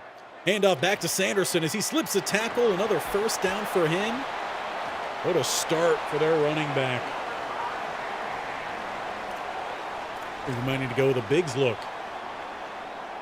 Bring out an extra DT. They bring in 2 tight ends at the bottom of the formation. Looking to go to the air now. We send out the big boys. Will Weber forces that fumble, but it is scooped up and actually gains of 3 here for the offensive line. That's not what we want to see on a sack fumble. We want that ball going the other way. We'll keep the big boys out as they also bring out theirs and secure the edge. Great tackle. There was one man to beat. Miles Mitchell checks in the fresh legs. Be a tight bunch up top, one down the bottom. Single back set as Sanderson returns. And they go his way. Breaking through and breaking the goal line. NDSU with a dominant offensive drive to open up this game. Not something we're used to seeing against this defense. They've been far better than that this year. 3 and outs aplenty, but they just got steamrolled up and down the field. Attack on the PAT. Absolutely crazy start there. Eating up some clock as well. They take nearly 4 minutes off. We'll finally get the ball here. Looking for a good return and slipping by one, but not able to break by the bunch. It'll be the 24-yard line with a return from Shabazz. Nyan McKinney back in that starting lineup. Only 3 touchdowns for him this year. I'd like to see him open things up in this one. We've built his confidence back up the last couple games. Now let's let it rip. We get the I form set here. It's rainy. Not much bell-dozing on our side. Doesn't mean we should be getting away from it. In fact, we didn't have this formation last time we faced this team. Let's bring it out. 3 backs basically in a line next to the quarterback. Open things up. He missed his gap. Wide open gap to the bottom. Absolutely wide open. All right, we still got to convert. Keep this thing alive then. Got the Y post. Moses going on the streak. Hardy up top. Keep an eye on Rainey. On the Texas route. That's where he should have went. Off the hands of Anton. Not a good start here for us on the road to North Dakota. Not a great punt either, though. We were punting from deep. 17 yards, Jackson Williams. 14 more, Jackson Williams. And 14 more to Abraham Myers. Second and 9. Third and 9, down at the 13, and it's a touchdown, Jacob Kilzer. 2-score lead then for the Bison. All right, offense. We got to get something going here then. A little bit of some play action. Start off this drive. Set our speedy guy downfield. He's 6'5". Got to be able to just toss it up at some point or get this one quick out to Anton. Dropped the first down last time we were out here. He holds on to that one. Got to work with a little bit of some tempo here as well. There's some running room for Rainey as he crosses the 50, dropped at the 49. Keeping that tempo going, then single high safety. They back out, look to step up here, pick up what we can. Love it, gain of 7. Now we'll send a man in motion. That's going to be Frescues. He's been one of our better receivers of late. And we're going to toss it out his way. Gets the juke, gets the first down. All right, let's make a quick change then. Bring in some healthier players, some fatigue reset. It looks like most of the guys that actually do stay out there. They bring the delayed blitz, and it's Frescues slipping the tackle close to the mark. Second and inches, but we are out of time here in the first. Hornets finally waking up, but NDSU, they started high. 2 touchdowns for them on back-to-back opening drives. They haven't missed a third down conversion yet. And they're pretty split even between the run and the pass. 70 passing, 60 running, and a 14-point lead. As we get now into that second quarter, give me... Where is... What formation do we have the Hulk in? There it is. Let's run some Hulk. Bring out the big boys and let them steamroll. They got everyone else up top. Let's run down to the bottom then. With some running room, lead block, Brown. How do you not score on that one? You had the convoy. Still going to hustle back up. It's a big run down to the 13. Run it right back at him. And this time, we've got it. Touchdown. And this time, we got the music going. Apparently, I forgot to reset it. On the board here on the road versus NDSU, that is a big offensive drive response. Elias Brown caps it off with 2 big runs. Good block there, 82, I believe, was Kuntz to help seal it. Let's see if our defense can get us a quick stop in return. Got to just slow down the NDSU offense, whatever way we can. I don't care how you do it, just don't let them get 14 yards like that. Tanner Applewhite just won. That looks better. 4 here to French. It's 3rd and 5. Let's get off the field. Jacob Kilzer for 15. NDSU has been a problem for us. 3rd and 7 now at the 38. 8 yards and a first down. They just get enough. Knocked away there by Gilbert. 14 more to Kilzer.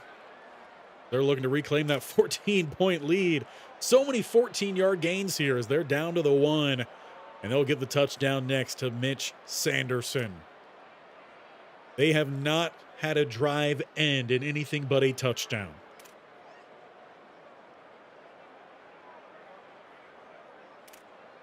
Didn't mean to skim that far. 1 yard rush to open up our next drive. And that's what I would love to see. Baseball game starting. Same matchup that ended 22-0 yesterday. What a embarrassing performance. But a 2nd and 9 here as we're trying to fight back with a big running game.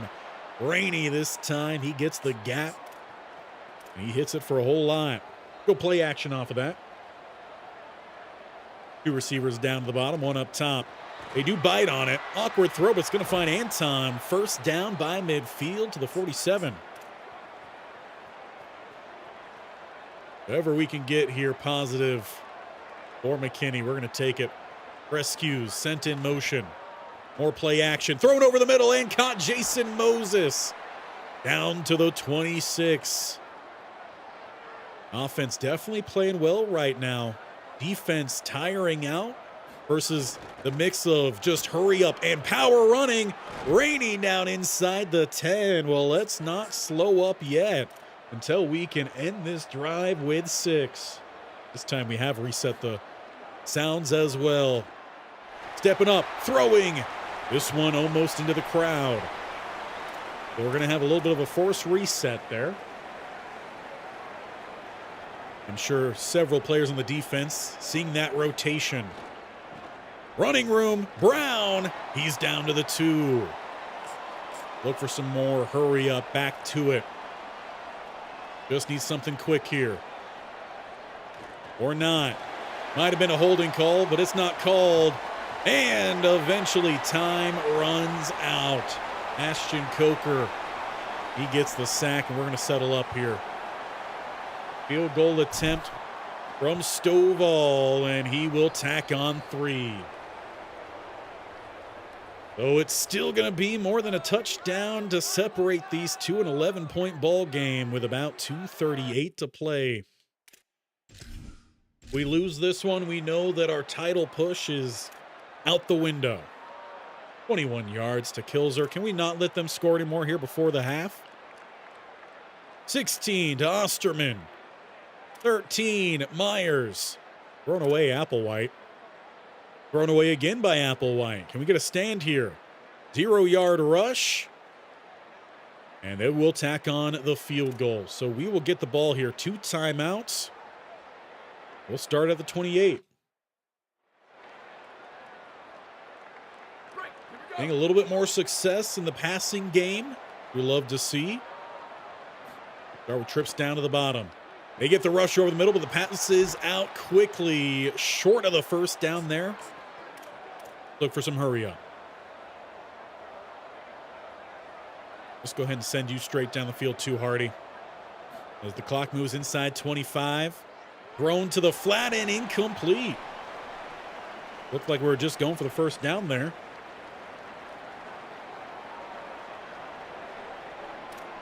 Get a little bit of a zig there from Anton.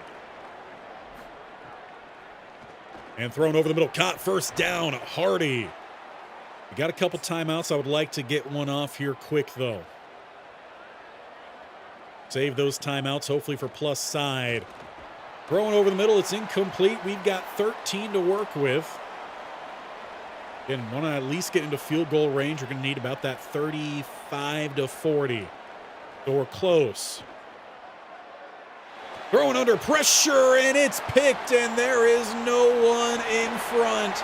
Rescues, though, with pursuit, drags him down. But with 3 seconds to spare, they will tack on that field goal.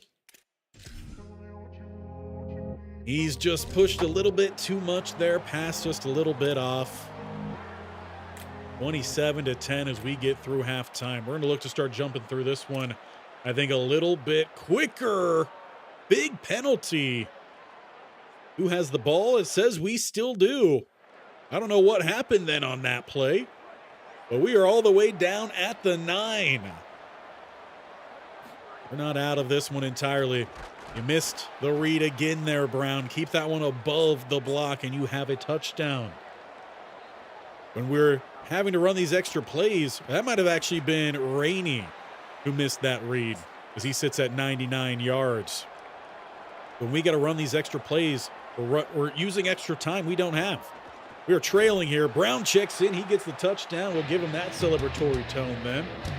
as we try to get ourselves back into this one. Trailing by 10, barring the point after.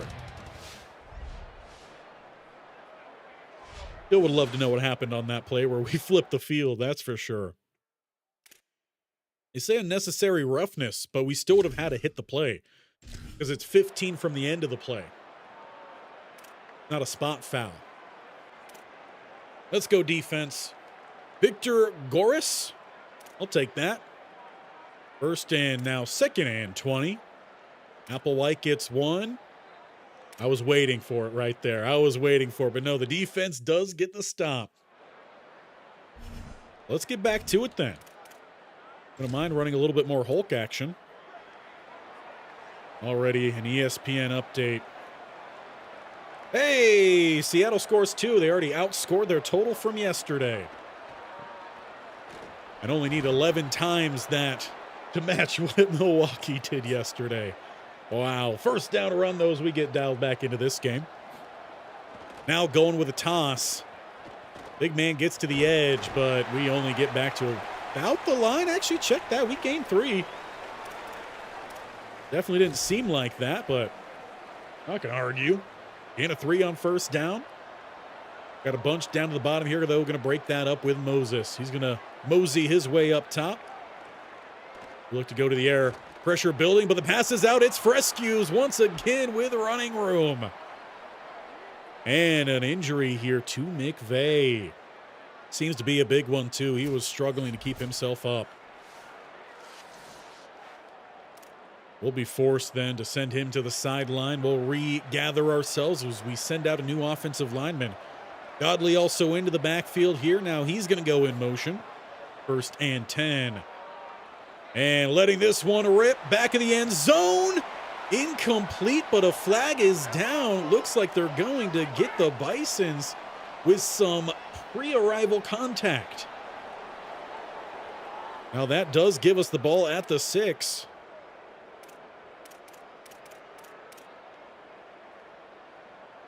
Let's get Any into the ball game here.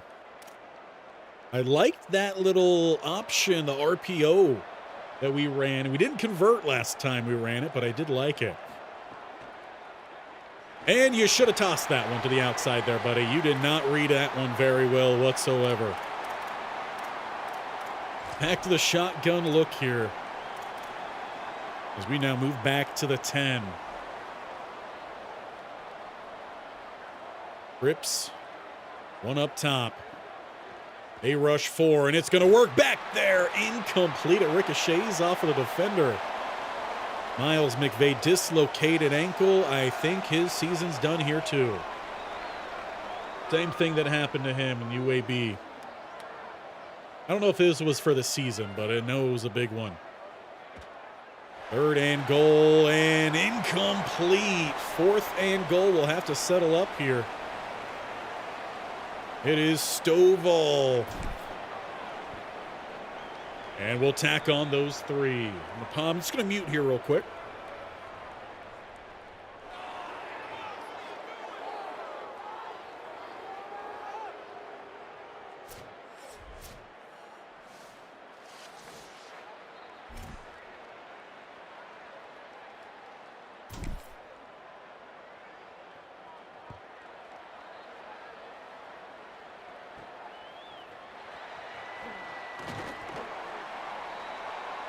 And we're back. Another ESPN. Was that the same one? Yeah, that was the same one. 2 runs, scored, Canzone. He's been on a tear. We're going to jump in with this defensive drive now as it is only a touchdown game. NDSU started hot. They might just let us back into things here. Though the quarterback, he's got some running room. Going to scamper forward, call that about 6 to 7. I feel like we might need to bring a little bit more blitzes. We haven't been generating a lot of natural pressure. Get closer to him here. We don't need to give him all that free space. As they're going to check their look here. Send the 2 receivers up top. We will match. Shake up the D-line just slightly. Play clock down to 5. They look to hand it off in Sanderson. He's got the sideline shot. Pursuit is after him, but he's got it. He went the whole way. Mitch Sanderson. His defense just hasn't had it today. They are giving up more points than they have in sometimes 2 to 3 games combined. I don't know what it is about NDSU. They've just got Sac State's number. See if the offense can respond with anything here. It's 3rd and 7, and it's thrown away. Definitely that one feels like a bit of a dagger here. Still a lot of time left in this one. Can make something happen. Defense forces the 4th and inches, but they go for it and convert. There's just a will to decimate us. Jay Crabble gets the sack. Passes dropped by Osterman. 4th and 16. They'll tack on that 50-yard field goal, and they have built this up to a 17-point ball game. Not actually ready to jump in yet. Let's get that kickoff done and dusted. Nothing on the return. All right, boys, what do you got in you here? Down 17 in the 3rd. Tried to crawl back, but then he gets slashed from you again. Got to just keep going. They bring that blitz. Passes over the middle and caught by Hardy. Crossing the 45. We'll look for a little bit of some hurry up then. Or we won't. Timeout, NDSU. Bit awkward there. I don't know why they would call the timeout. 20 for 27 so far. Here is McKinney. Playing a bit better today. Quite a bit better. Running room here, and Godley's going to pick up 5. So it looks like we're definitely running thin at that running back room. If Brown is also out, Rainey probably out as well. Play action. Quick throw, Anton. Close, but not given the mark. Just look for a simple dive here. Check in from the sideline. Get a closer, tied-up view of that first down. This time, Brown back in the ball game. Looked like one of their edge guys a little bit banged up here down at the bottom. So if we could try to attack that, that might be pretty big for us. But we've got our man open over the middle. That is Anton screaming down to the 8. Keep the pressure going here. No, I didn't want to go off the field. I don't want to see 58 leave that sideline. Or leave to go to the sideline, I should say. Rescue is going to motion to the top, and we do not snap the ball in time there. Again, I wanted the hurry up, but they didn't give it to us. So as we hit the 4th, it is a 17-point ball game, though we are on the doorstep.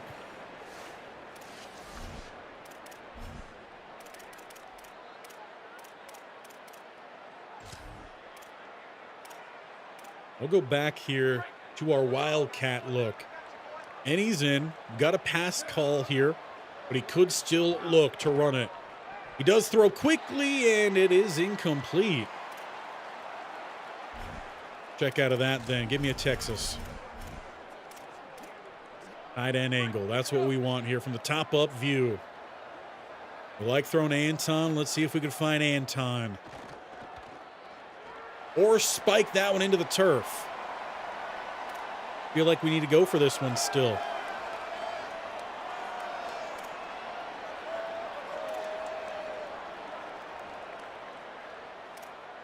Make sure we're running that across the goal line here. Oh, 3rd and goal, actually, and it's fumbled and scooped up NDSU. Every time we seem to be fighting our way back into this thing, we just cough it up against NDSU. They've been a massive problem for us and seemingly continue to be a massive problem for us. Even with how much this defense has improved, Sanderson has gashed us time and time again. 2 big runs this drive. Rabel there does get the sack, but it's a Mitchell touchdown the next play. 44-20 as we look to just scoot this one along here. Looks like we had another turnover on downs. They tack on a field goal. This one is done and dusted. No shot at the Big 12 title with that one. NDSU dominates at home, 47-27. That means we've got ourselves one more game to play here in the regular season. Mitch Sanderson, 206 on 20 attempts, 3 touchdowns. That's just ridiculous. Let's take this thing back then to the hub. Before I can bring my face back in, let's turn on the camera light. There we go. Uh-oh, another buzz. Not ESPN this time. Good news. Good news. We'll get over the next week. Again, hoping that we're going to land a few more commits, turn some verbal into some hard commits. Almost out of my Arizona.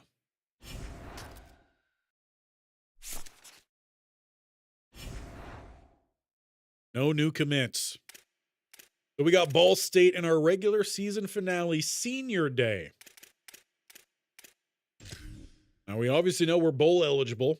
Would help out our chances of a better bowl with another win. But let's check out what we're looking at when it comes to these seniors. Their final game at home, DeAnthony Sheffield, 2-year starter, I believe, for us on the line. Stovall, multiple-year starter.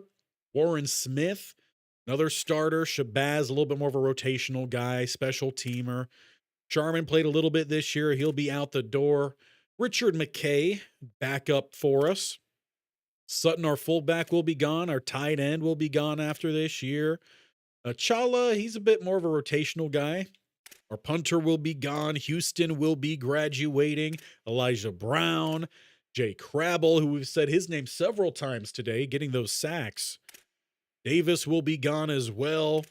Weber, McVeigh, Alexander, Reynolds. Good look to move his way out, too. We might have to pay that man a little bit more next year to keep him around. Scott will hopefully stay. We might have to pay him a little bit more.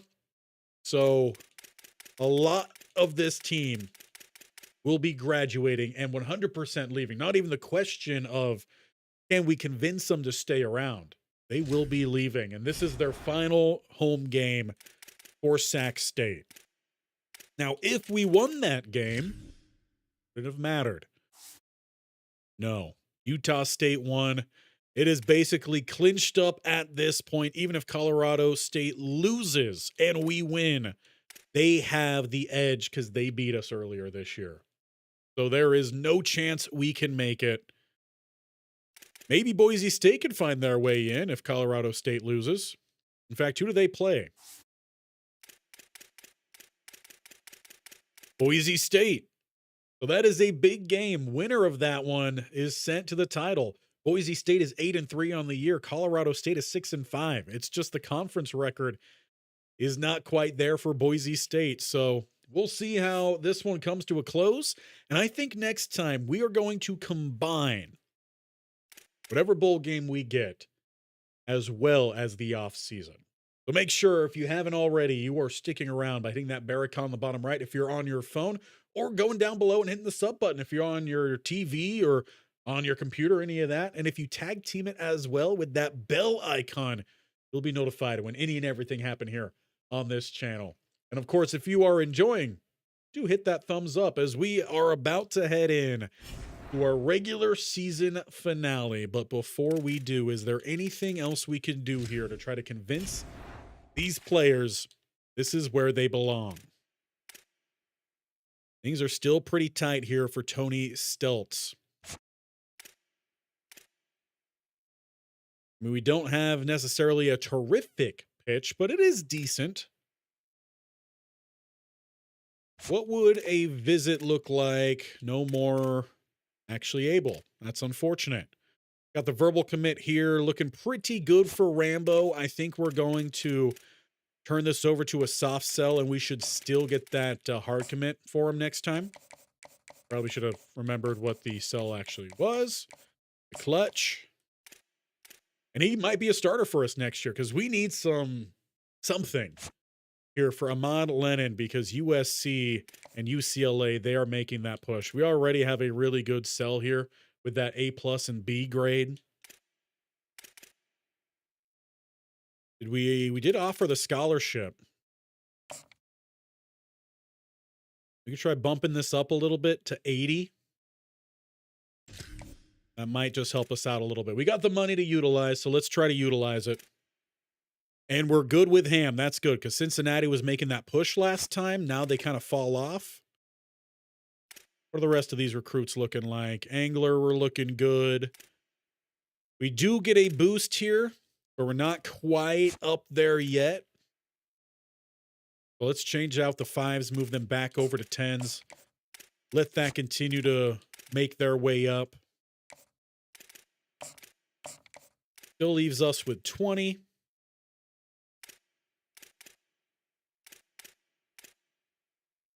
Really wish there was something else we could do here with Lennon. But we do have 20 points left over. Is there any 3 stars I feel like we should be going after? Because again, as a reminder for those new, house rules, we can go after any 3-star and under from across the country and go after anyone from our own state that just hasn't gotten much attention. If we take a look here, there are quite a lot of 1-stars who are open, 2-stars that are open. I feel like it's going to be much easier if we just take a look at the top. Anyone here who we could even potentially try to go after? There is a 3-star open, and it's a different, or this is Leon, Reggie Leon. JUCO, running back, doesn't really match what we're looking to do in terms of scheme fits. And yeah, California seems to be pretty picked dry, so 3-star only. We could really use with some defensive help. What's the highest available defensive tackle we could even potentially look at? None. We're a little bit late, perhaps, on trying to find some of these guys. Yeah, 0 defensive linemen we could look at.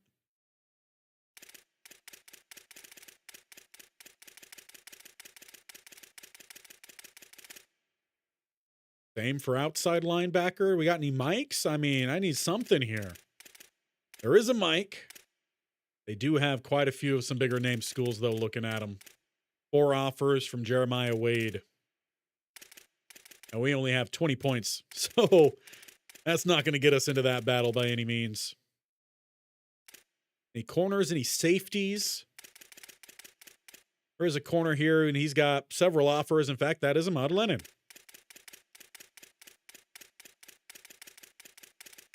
He's the only available 3-star at corner.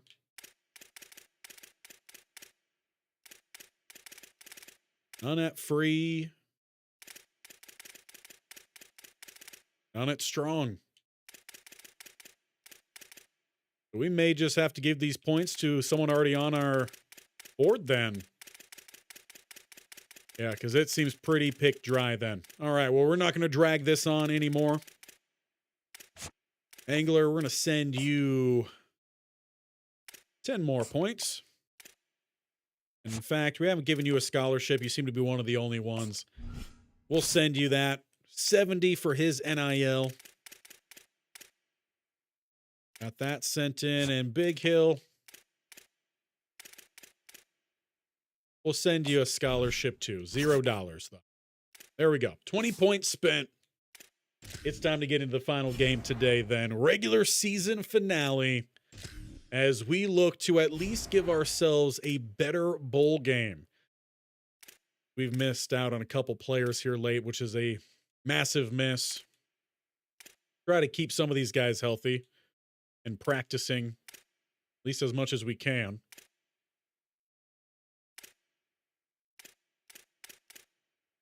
There we go. You guys got one more game, and is that a... No. I thought that was a practice injury. I'm about to say, I haven't gotten a practice injury yet. Through about 3.5 seasons.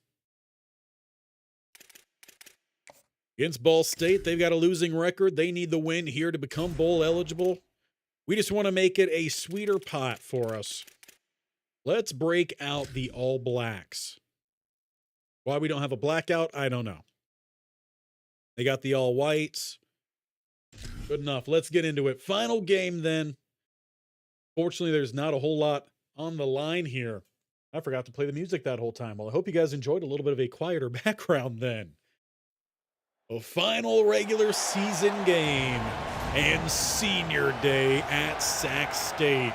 I would love to just blow up the scoreboard here, get us feeling good and well rested. As mentioned, next time we will play both our bowl game and go through the offseason in one whole stream, so you don't want to miss that one. Well, let's see if we can kick this one off with a bang. And pretty good kick at that. We'll take the touchback then. Shabazz didn't want anything for it, one of the seniors.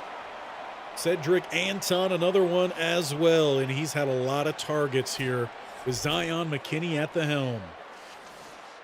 Now, obviously, we're going to have to go after some quarterbacks in the offseason. We know that for sure. These guys, well, they've had some decent play. It's just not trusted. Running room here with a big spin and getting forward is Rainey. And what we've seen has worked with this pro style is throw but hurry up. It's just a great way of really wearing down these defenses. The toss underneath, big hit on Frescues, no gain. So anytime we're picking up some decent yardage, it might be worth trying to go with that hurry up. Elias Brown checks in here. He's got some running room. The senior back with a first down by the midfield line. Give him 11 on his first carry. See if we can get Moses, a little RPO down to the bottom. One good block. He gets to the outside of it. Close to the mark, but not given the mark. Not sure how I feel about that. Second and inches. And it's RPO handoff. Brown having to push through his own lineman who clogged up the gap. The first and 10 to the 36. Defense sitting back here in a 2 deep safety look. So we're going to change after the seam routes we were looking for, because RPO's working here. Jason Moses, arguably his best play of the season right there.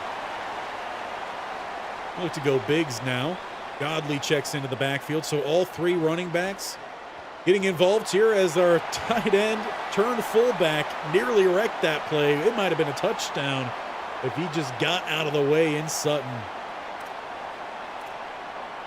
We got a 6'5" receiver down at the bottom. I wouldn't mind tossing it up his way, but you got to throw that one quick. We don't, and we're going to eat it. Leighton Starks. I wish there was a way to see the traits of how these quarterbacks really are going to play. Are they going to get that ball out there, or are they going to sit on it? As Anton just shy. Well then, bring me... not the I-form. We didn't select our playbook. Oh well, we still got the Hulk right here. So we're just not going to have any of any here, but I think that's fine. I think we're going to change to quarterback in the offseason too. So we'll get a quarterback edition that way if he does stick around. But 3rd and goal, and it's a walk-in score here for Godley. A great start here on senior day as we look to just run up some scores, pad some stats, and get ourselves a better bowl game. Sitting at 7-5. A little bit of a different showing than last year, where we started off really hot, played really well, and then in the latter part of the season, things got a little bit riskier, and we had to struggle to find our way to that bowl game. This year, a bit of the opposite.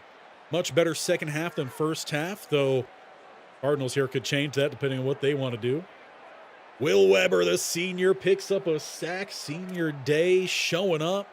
And we still give up 17, but get off the field. Eli Holt, he needed 3 more. And they win for it, coming up short. The wheel take over, actually, at the 46. I got to love that, though. It's the final game of the regular season, and if you're Ball State, you need a win. Become bowl eligible. And they risked it for the biscuit there. Unfortunately, all they get is a dried biscuit that makes them dehydrated. Just throw back to, was the Popeyes Bowl we had? I think that was during the prequel series with Coach Moreau when he was with Georgia Southern. Rainey, what a play there for you, bud. Concussed as the ball ricochets off your head. Next time, try to catch it. 3rd and 5. And he might still be concussed because he missed a wide open running lane down the middle there. But, you know, they went for it last time. We'll go for it this time. 4th and 2. Just kidding. They called a timeout. And I had an idea for a play to run here, but we can't do that because, again, I forgot to install our playbook. I was too excited to get into senior day. Sincere Rainey. We'll check in from the sideline. A nice close-up view. You got 2 fullbacks, the big boys in front. You need 2, and he gets more than that. Call it about 5 to 6. 3 rushes, 24 yards. He should be looking to stick around. I believe he's only a junior. Play action. Quick throw out of the backfield. And can't quite stiff arm there, but he does pick up 7 in the process. Why not? Let's send him deep. Both the fullbacks wheeling out here. Play action. Pressure building.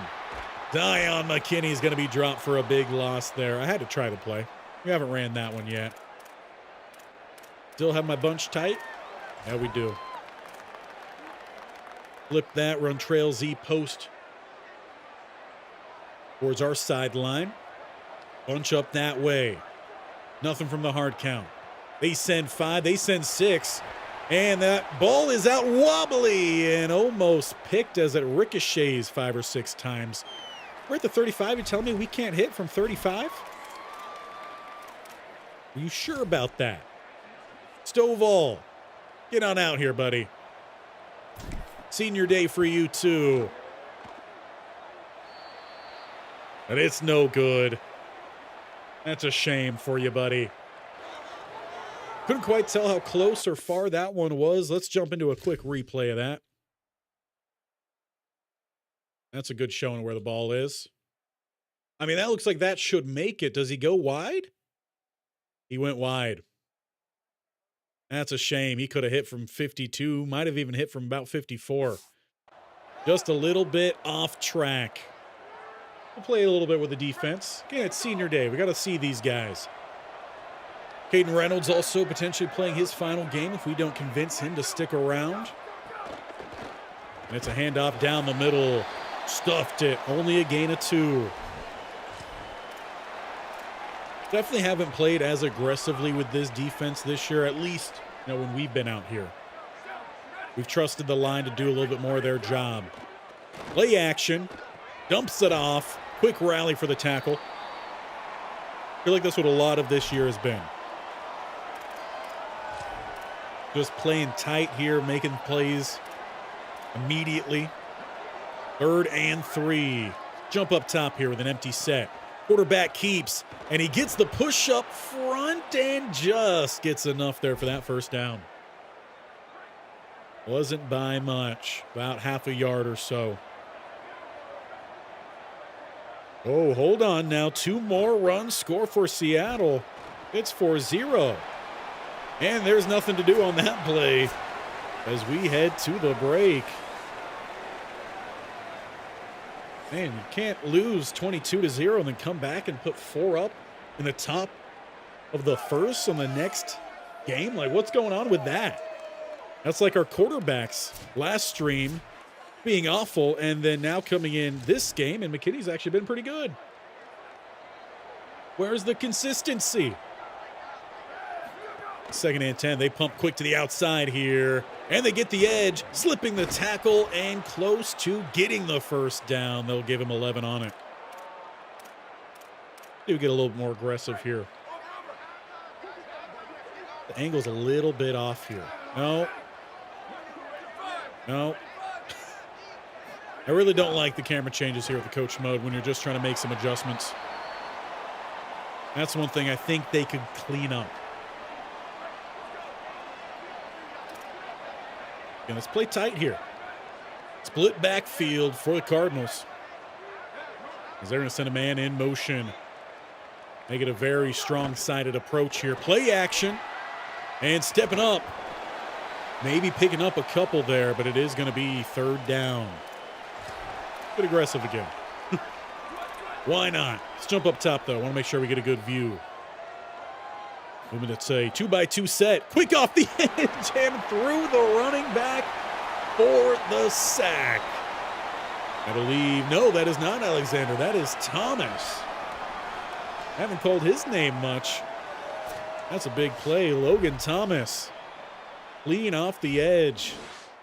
And we do force that punt. The last time in the offseason, we focused on bringing in a lot of seniors.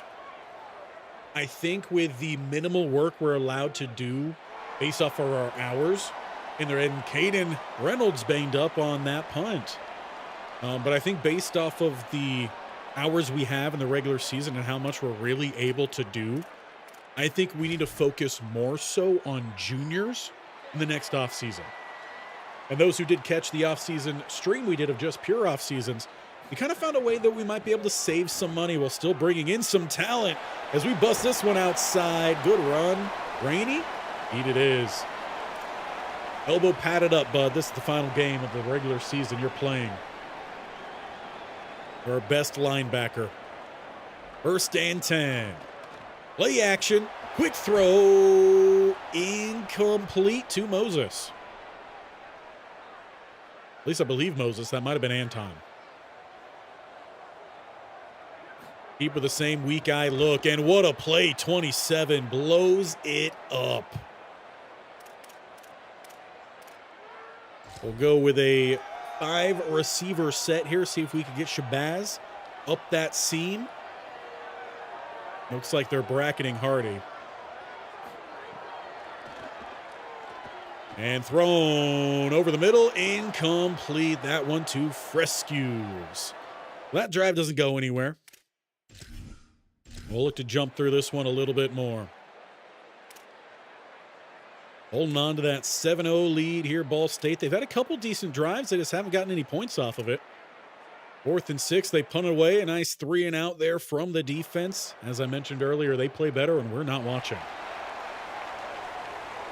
We'll come right back out with where we finished. Trip set, handing this one off and tracked down from behind.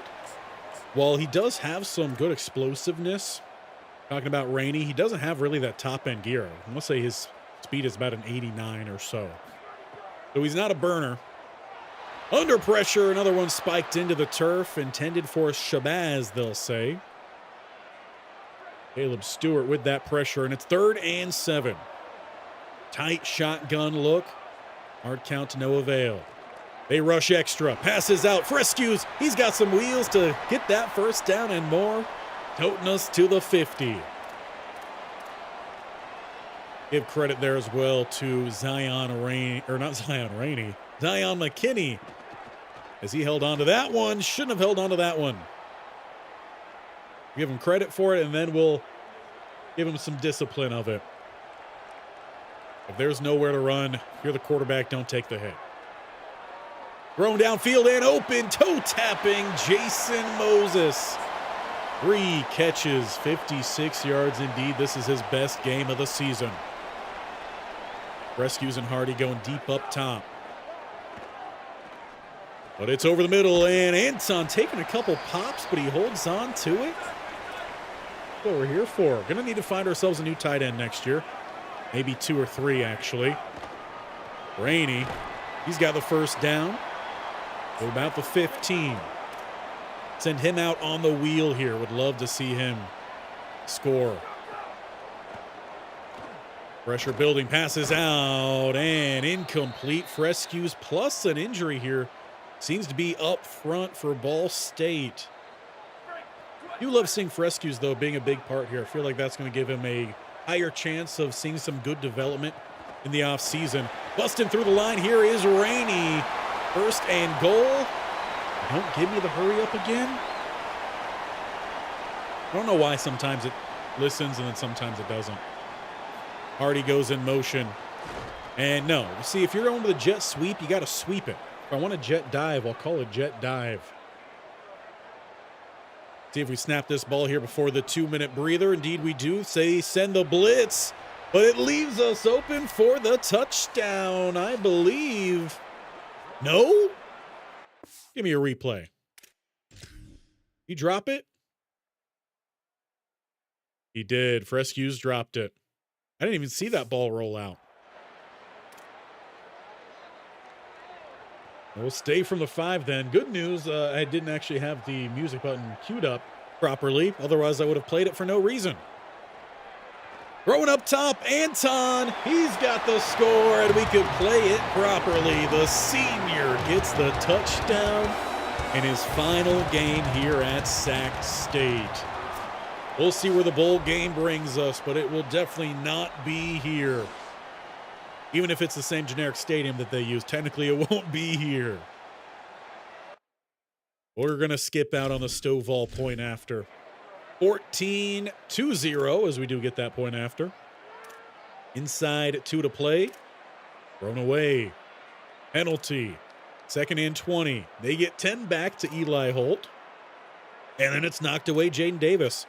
We'll get the ball back with about a minute to play here. A little bit back on the return as well. Starting at the 28, we got 102, 2 timeouts to work with. Throws over the middle and a bit off the mark. No penalty, as they say both players playing for that ball. We go back to the trusty bunch up top. Little halfback screen here to Rainey. Yeah, they got to fix those. Last year, College Football 26, the screens worked perfectly. They are trash this year. Talking about the halfback screens. I don't know what they did to break it, but yeah, this is awful. 3rd and 12. And thrown quickly. Frescues. He converts. Let's keep it going then. I don't need everyone going in motion every play, though, especially during hurry up. Seattle scores again. Are we going to 22-0 them? Wouldn't that be something? Knowing us, though, we're going to give it all up mid to late. Full timeout there, actually. We got one more remaining. 38 seconds. Lot to buck. And we need around that 35-yard line to feel more comfortable.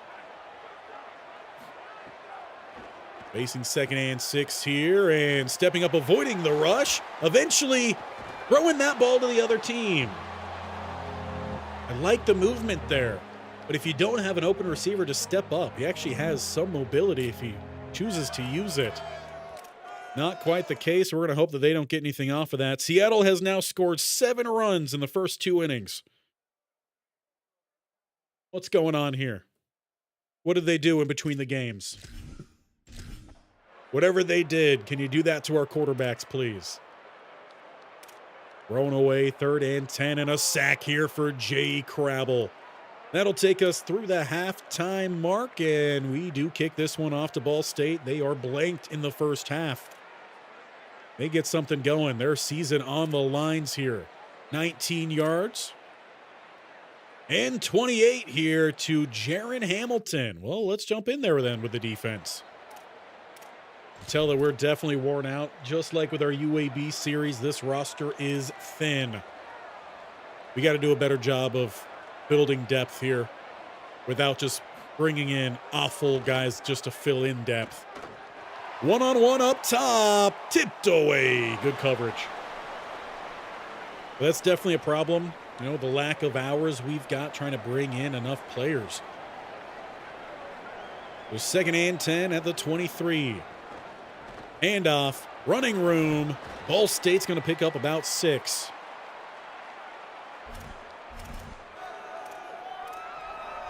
Still want to make sure we're bringing 5 here. We got a tight end, 2 tight ends to the bottom of the line. Handoff, and they've got the gap. First down with a good juke. Add on a little bit more there then. It's goal to go just inside the 10. Ball State looking to break the goose egg. Draw play. And again, that burst showing some damage down the middle here. Let's look to tighten things up then. Let's go to the big boy look.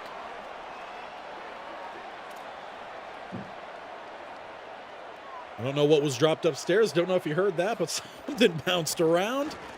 And it's a touchdown, Ball State. They got that running game going there down inside the red zone. One-score game here. Regular season finale. They need the win. That's not what I meant to do, not play the moments. But yeah, they're trying to win this game, send themselves to a bowl game. If they lose, their season is done. Preferably, I'd like to end their season today. 15 yards back to Jackson Frescues. And he was a player that we almost didn't even go after. So I'm glad we did. Couple short runs here leads to 3rd and 6. Incomplete. We're going to risk it. Why not? We're already bowl eligible. Keep him out on the field here, coach. Heavy look as well.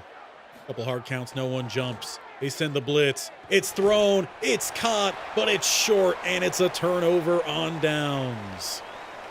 Cedric Franklin. He secures the stop 2 yards short of the line. Good catch there from Rainey. He just, doesn't break the tackle to enable us to get that first down. Empty set. That might have been an early jump.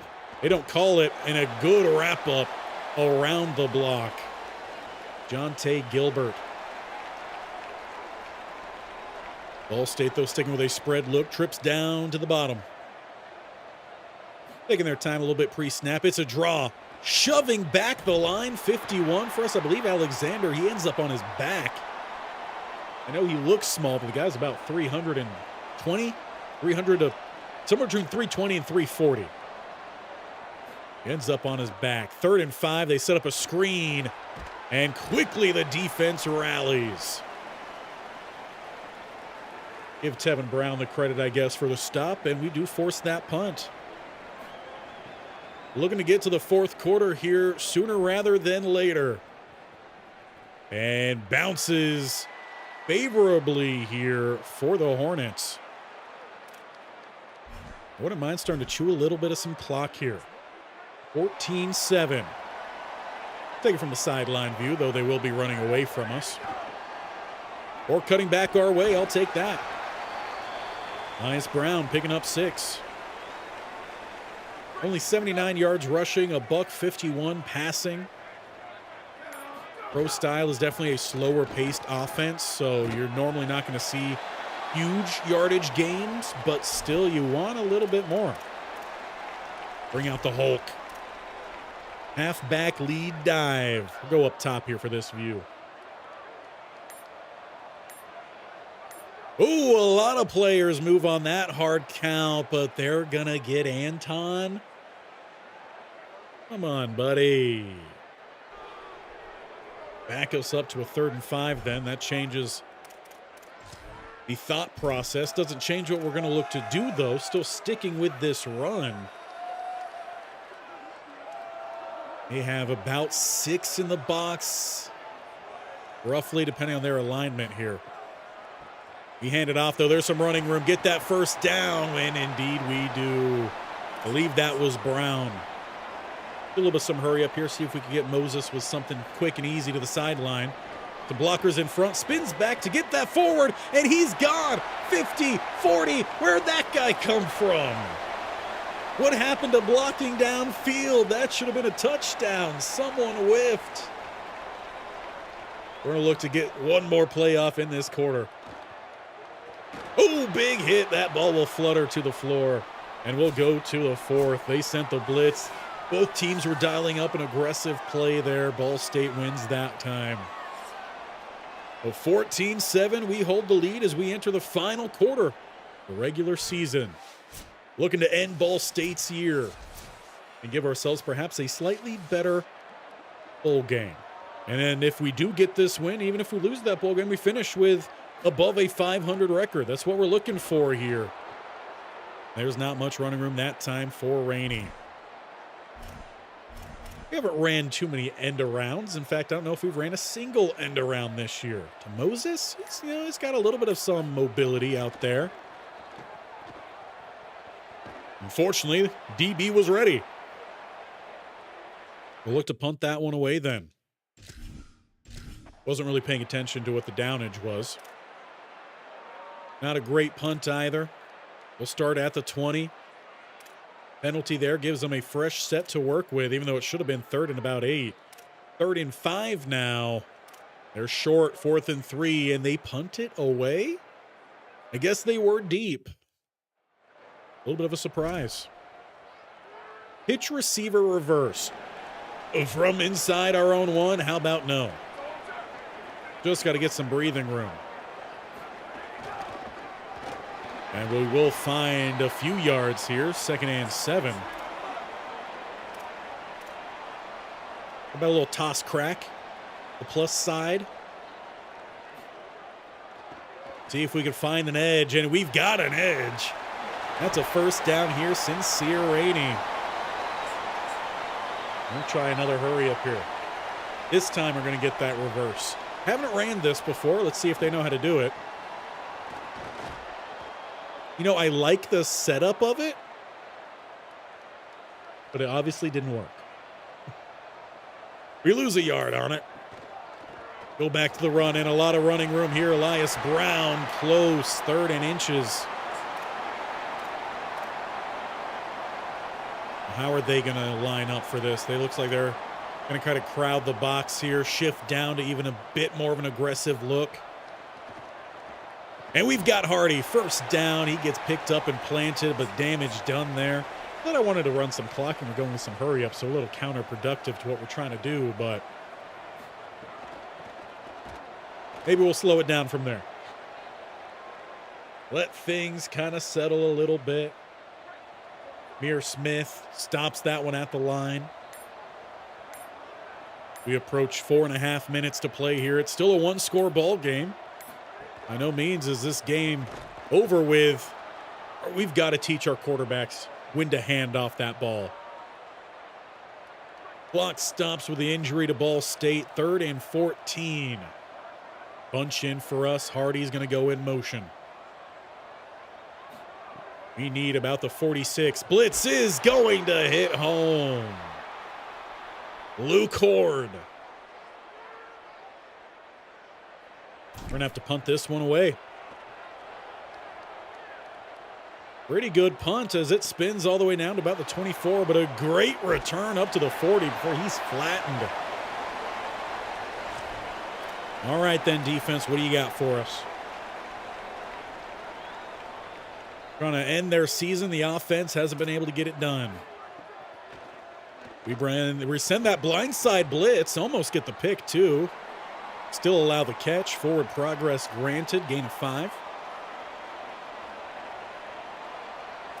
Keep them pressed here. Feel like we got the better athletes. Empty set. Rush the safety. Get the hit in. Get the pick. Oh, just kidding. We need about 10 more yards on the sideline for the pick. A little bit of depth of field problem there. I thought that ball was fluttering close to the sideline. I think he looked to go back to the air here. Throwing underneath and will be caught for only about 2 to 3. Again, I don't trust this.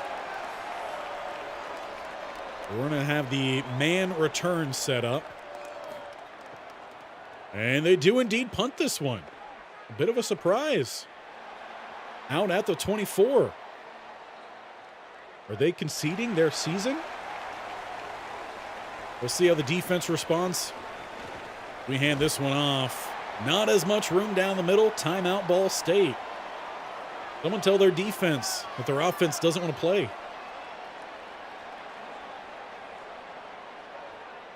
They come out now with a 5-man front. We'll go with the draw. Big block there and a good amount of speed from Rainey. 1st down, Hornets. Not sure if I've ever heard of a Hornet taking out a Cardinal, but maybe so. Got to catch him a little play action here. Throws late to the sideline. Try to see if we can catch him, but no, they were prepared. I like that the quarterback didn't force anything there either. Running lane, weak side, going to pick up about half the distance. Injury timeout comes, of course it does. Of course it does. As we're trying to send this one inside the 2-minute break, they get a free timeout there with only one in their back pocket. Rescues was open, throws out his way late, but converts the down. Final timeout is called. We still need a first down to seal this game. And that is inside. Well, if we get the first down here on this play and takes us inside the 2-minute, we could kneel it out. Stretch, good juke. Use that acceleration. Doesn't quite get there, though. We will go inside 2 as he goes over 100. His final game potentially at home. We'll see if Sincere Rainey wants to return. He is a junior. 2nd and 2. I wouldn't mind a little play action. Hit Kuntz for the first down here. Going up top, and Kuntz is going to get it. That is your ball game. We can come out here to kneel this one away. Checking in from the sideline. Give me that closer up view. Because we just ended Ball State's season. Sacramento State, in the last 4 games, they needed 2 wins. They get 3. It wasn't pretty, but it gets the job done. McKinney's going to take the player of the game. Sub 60% complete. 213 through the air. I might say Rainey on that one, or the defense as a whole, just allowing 7 points. We did see Ball State make some big plays on defense. We still need to see some upgrades on this team, but that'll be for next time. But before we leave today, first off, I feel like we need to find ourselves a nice clip to use, or screenshot, I should say. So while I do that, let's bring myself in here so we can have a little chat as we look to start winding potentially this thing down a little bit. Do still need to find out where it is that we are going to be playing in that bowl game.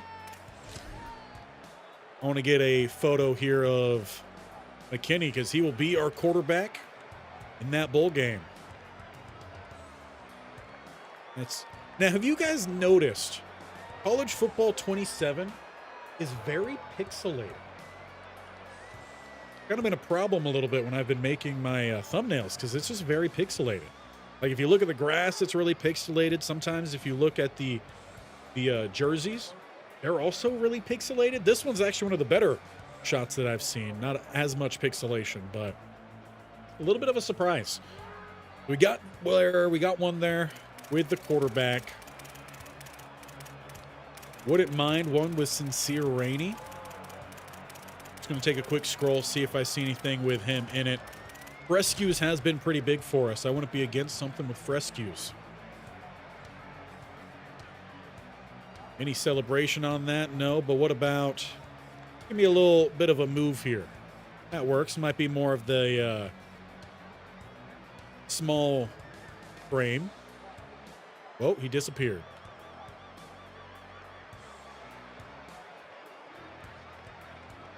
You can see a little bit more here. The helmets are a little bit more pixelated.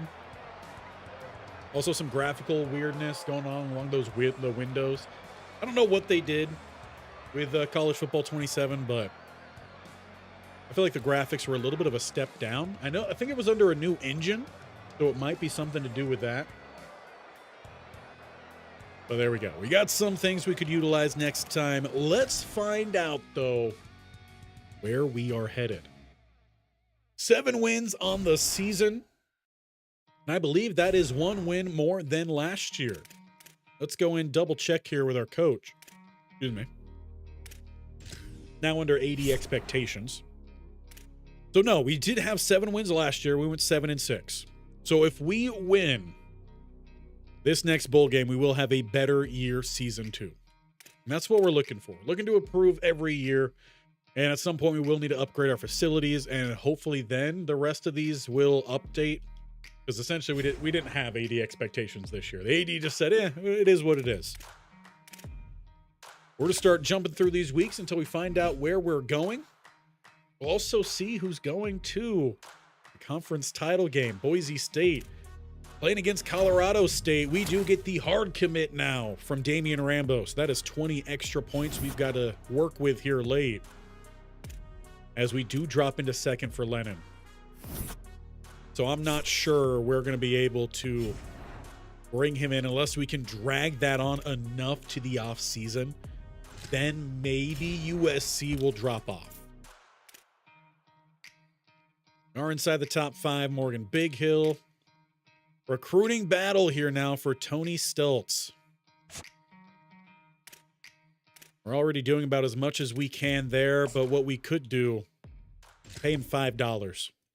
Give him the $5 special. Yeah. I know that with those grades, hard sell is what we're looking for. You know, he's not to the point yet of verbally committing, but he might get to that point before we reach the off season. So we're just going to keep the pressure up there as much as we can. We already saw that there's not much for us to really be going at. Come on now. TCU, get out of here. You got enough. He's not even from Texas. Get out of here. Boost up these. Finish this one off with another 50. Prefer not to overpay guys that may not be good. Well, that's at least what we could do with now. We'll see if that even helps us at all against TCU. We'll get over the next week. We'll come back. And we may be having to make some tough decisions then. Let's check in first on what's happening with that conference standings. I see Boise State jumped. Colorado State lost to Boise State, so they move into second. We move down to fourth. And that is... They have another game?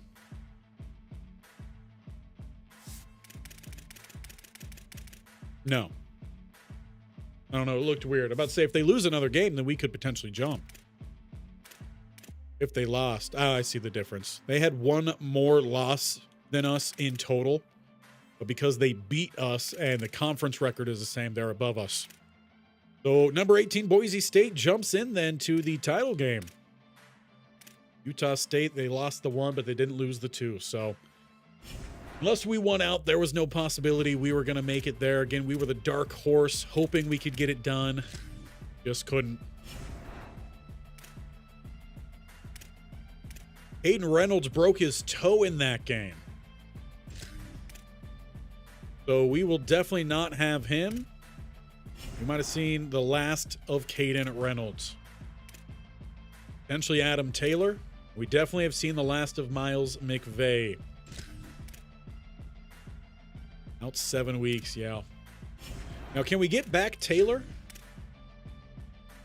Out 3 weeks? I think we might. We might get back Taylor for the bowl game. We take a look at the schedule here real quick. Don't want to drag this on too long, but it's good information.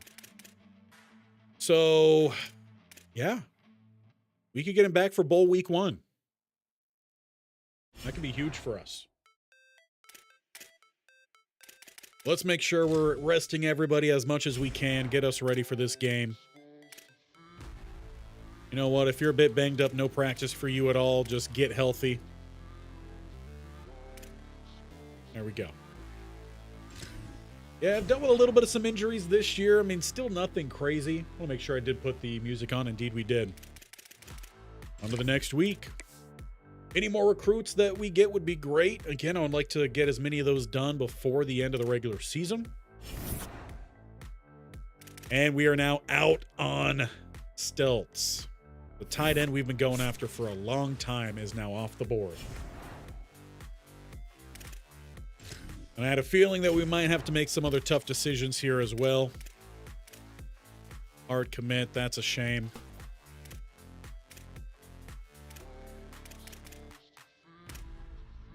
We are now in a recruiting battle here with Ahmad Lennon. We did increase what we were paying him last time. See if it helps at all. Bump this up 10 more. And once again is having some others in pursuit, but we are inside the top 5 now. So let's set him up with that hard sell.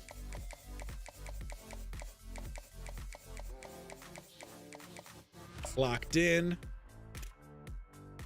That should hopefully do enough there for us. We're looking good here. Making up some ground on Martin Tyler, which is good news. Not inside the top 5, though, yet. And TCU pulled their offer. So we should be making up some ground. I know we checked earlier, but there's got to be somebody that we feel like we could go after. Is there a highly rated athlete that's still available?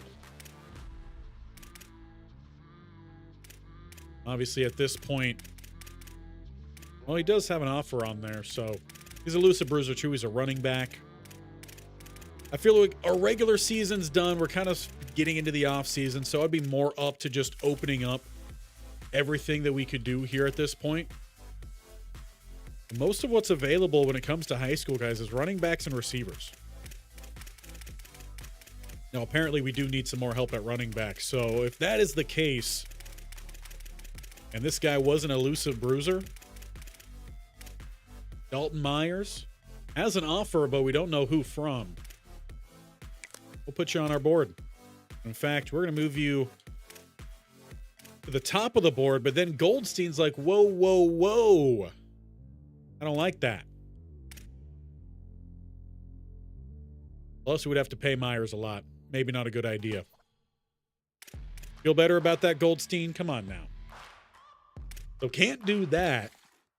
What can we do? What is available? There shouldn't be any 5 stars available, that's for sure. Everyone there is committed. There are some 4 stars that are available. Obviously, again, these guys are all going to cost us some moolah. No offers, though, on the board for Kiki Session. Backfield threat. And obviously, we know that the running backs, it's a problem. Thought I saw that there was a tackle, but no.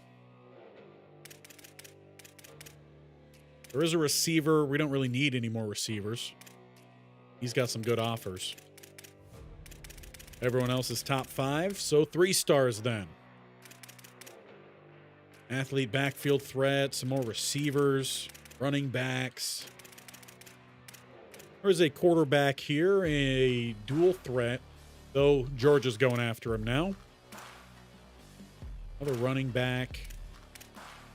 Contested specialist. Potentially could move him to tight end. What do we have for tight ends in general? Everyone is committed. What about 2 stars? We got to roster somebody here. There is someone open. Does have pursuit, though, from Kansas State. Then you get into thousands. Okay, what about a big body receiver? Can you give me some size here? Looking for weight. Give me the heaviest weight guys. Only 200 pounds. Contested specialist from Toledo. We moved a guy over previous. It might have been in the UAB series, actually. Was a contested specialist. Well, what about fullbacks? All these fullbacks are already being recruited, where we are just looking at 2 stars. What about all fullbacks? Come on now. Tell me something good here. I need someone to block for us. 2-star blocking fullback does have interest from Florida Atlantic. May be able to get involved in that one. And then it's just 1 stars. Man. What about athletes?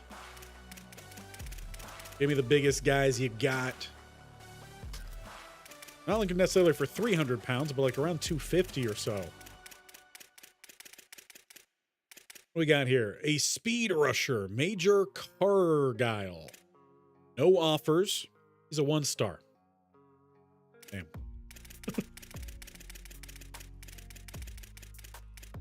Another 1-star. We're not going that far down. Well, we got some points here. Couple offers on the board. He's not looking for any money. Let's see if we could get in here on Tony O'Kine.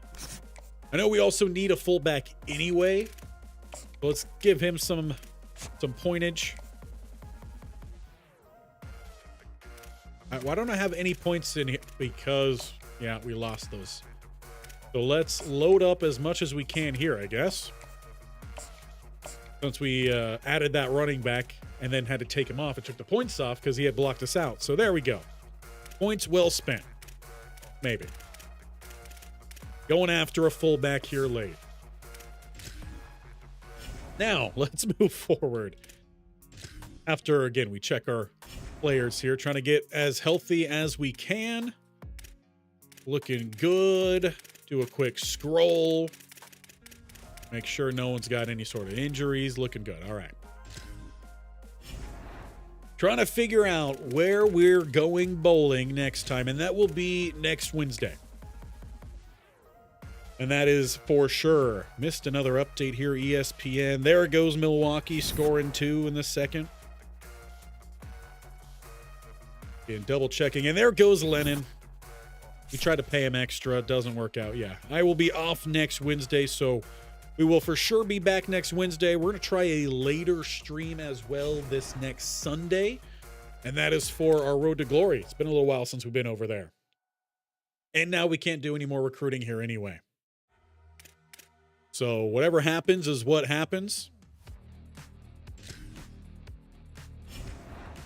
And we should be just fine here. Now, did we already get through conference championship week? What happened? We're just flying through. Conference championship week. Kennesaw State beat Delaware. Big for the Conference USA. And Boise State loses to Utah State 39-37. We beat them. Fresno State loses big to Nevada 39-25. Georgia Tech beat Wake Forest for the ACC. That's interesting. Number 1, Kansas State. What a weird year. 37-25 over the Red Raiders. And Miami of Ohio over Buffalo. They're probably going to drop out that top 25, I would imagine. Arkansas State does hold on, number 17 versus the unranked Chanticleers, 17-14. Tulsa loses bad to USF. Both those teams ranked. OU just sneaks by LSU 24-22. And Washington beats down on the Ducks 49-27. One more sim and we should be finding out where we are going bowling. Also meant that we went through the conference championship week, which means we can't make a change to our coordinators, but I think that's fine. We found some coordinators we liked last time. At least I believe we did. Martin Tyler, we are up to first for him. That's great news. Whoever that guy is. Heisman up first. Let's go ahead and pause that background music because they've got their own thing going on. Greetings and welcome to a very I know none of our guys were in the race for that. I doubt we were even in the race for any awards in general. Presented by EA Sports. Inside the So Michael Van Buren Jr. This is the second time I've seen him pop up here. And I feel like he was in the Heisman either in the first year of UAB or the first season in this series. So it might be a back-to-back situation. Bo Bentley, 45 touchdowns though for OU. A little under 3,600 passing. Elon Russell, sophomore quarterback for Bama, 40 touchdowns, about 3,800 yards passing. Damn, leave it though. 40 and 4,100 with 71%. I feel like the LSU quarterback might be our Heisman. It's an honor, of course, to be a finalist. All these guys have enjoyed their experience. All quarterbacks. Ultimately, the night belongs to one man. One day we might get ourselves a quarterback up there. This season's Heisman Trophy winner. Or running back. Be good with that. Who's it gonna be? Leave your projections down below. About to experience a life-changing moment. Michael Van Buren Jr., Bo Bentley, Elon Russell, and Sam Leavitt. Trophy for this season. All big name schools outside of USF. This season, the Heisman Memorial Trophy is awarded to freshman quarterback out of Oklahoma. And it goes to a freshman from OU. That's a little bit of a surprise. It didn't look like he had the best stats. But a freshman QB, that means he's definitely leaving after 3 seasons. OU gets themselves another Heisman. Yeah, I mean, the stats weren't that impressive unless he ran a lot. We might need to check on Bo Bentley before we bounce on out of here today. As we are closing in on a 3-hour stream, we've got the Tony the Tiger Bowl. We are going to be playing against Pitt for the Sun Bowl. Gotta love the Tony the Tiger one. I don't think we've won a Tony the Tiger Bowl, and we've tried several times.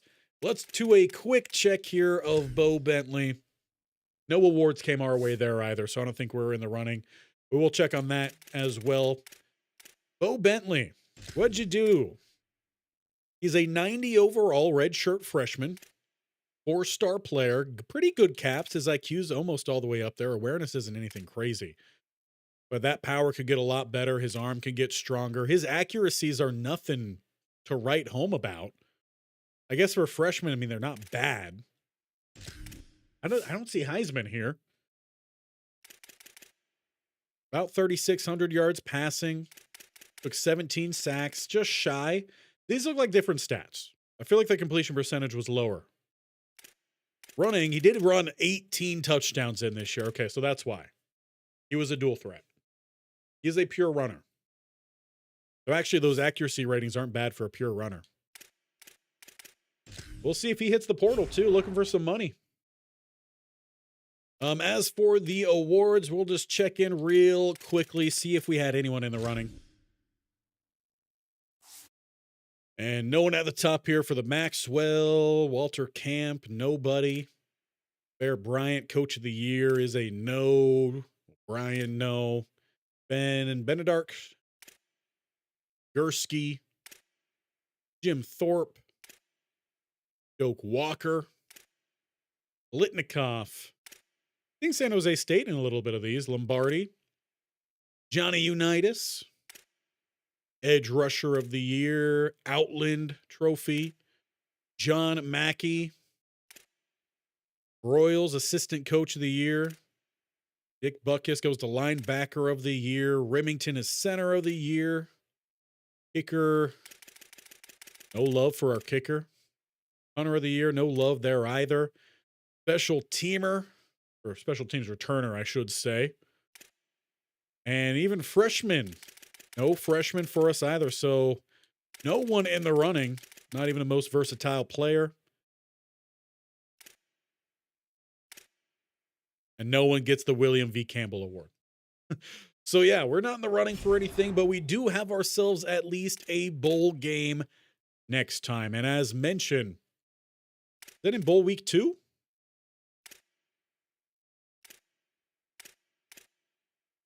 Interesting. Higher staff, did someone leave? We got to find a new OC. So we got several things to do then next time. So indeed, we will leave it off here. Bobby Ellington moving into his 3rd year next time. We will wrap up with our bowl game and jump straight into the offseason. So make sure you're prepared for that. It will be next Wednesday. I know it's a long wait, but we got a lot of big things coming your way. So make sure, again, if you are new, if you haven't already, hit that bell or bear icon in the bottom right corner. If you're on your phone or if you're on your computer or TV, you can hit that sub button down below. And while you're down there, tag team it with that bell icon. That way you get notified. You do not miss out when we go live or when these videos get posted. And you won't miss out either when I post updates as to when these videos are going to come out on the community tab. Because things might get a little bit weird over these next handful of weeks. I say handful, the next about 2 to 3 weeks. It's going to be very busy. So I know for sure we're going to have the 2 days a week for UAB. We're going to try to at least get one stream in per Sac State and our Road to Glory per week. We're going to try to make sure we get that done. So make sure you're getting those buttons clicked and go ahead and tack on that thumb up if you haven't already. But we will leave things off right here.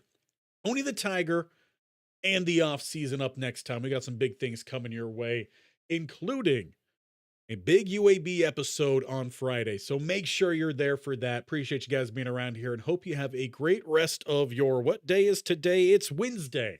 Hope you have a great rest of your Wednesday, a great Thursday, and we will see you back here on Friday.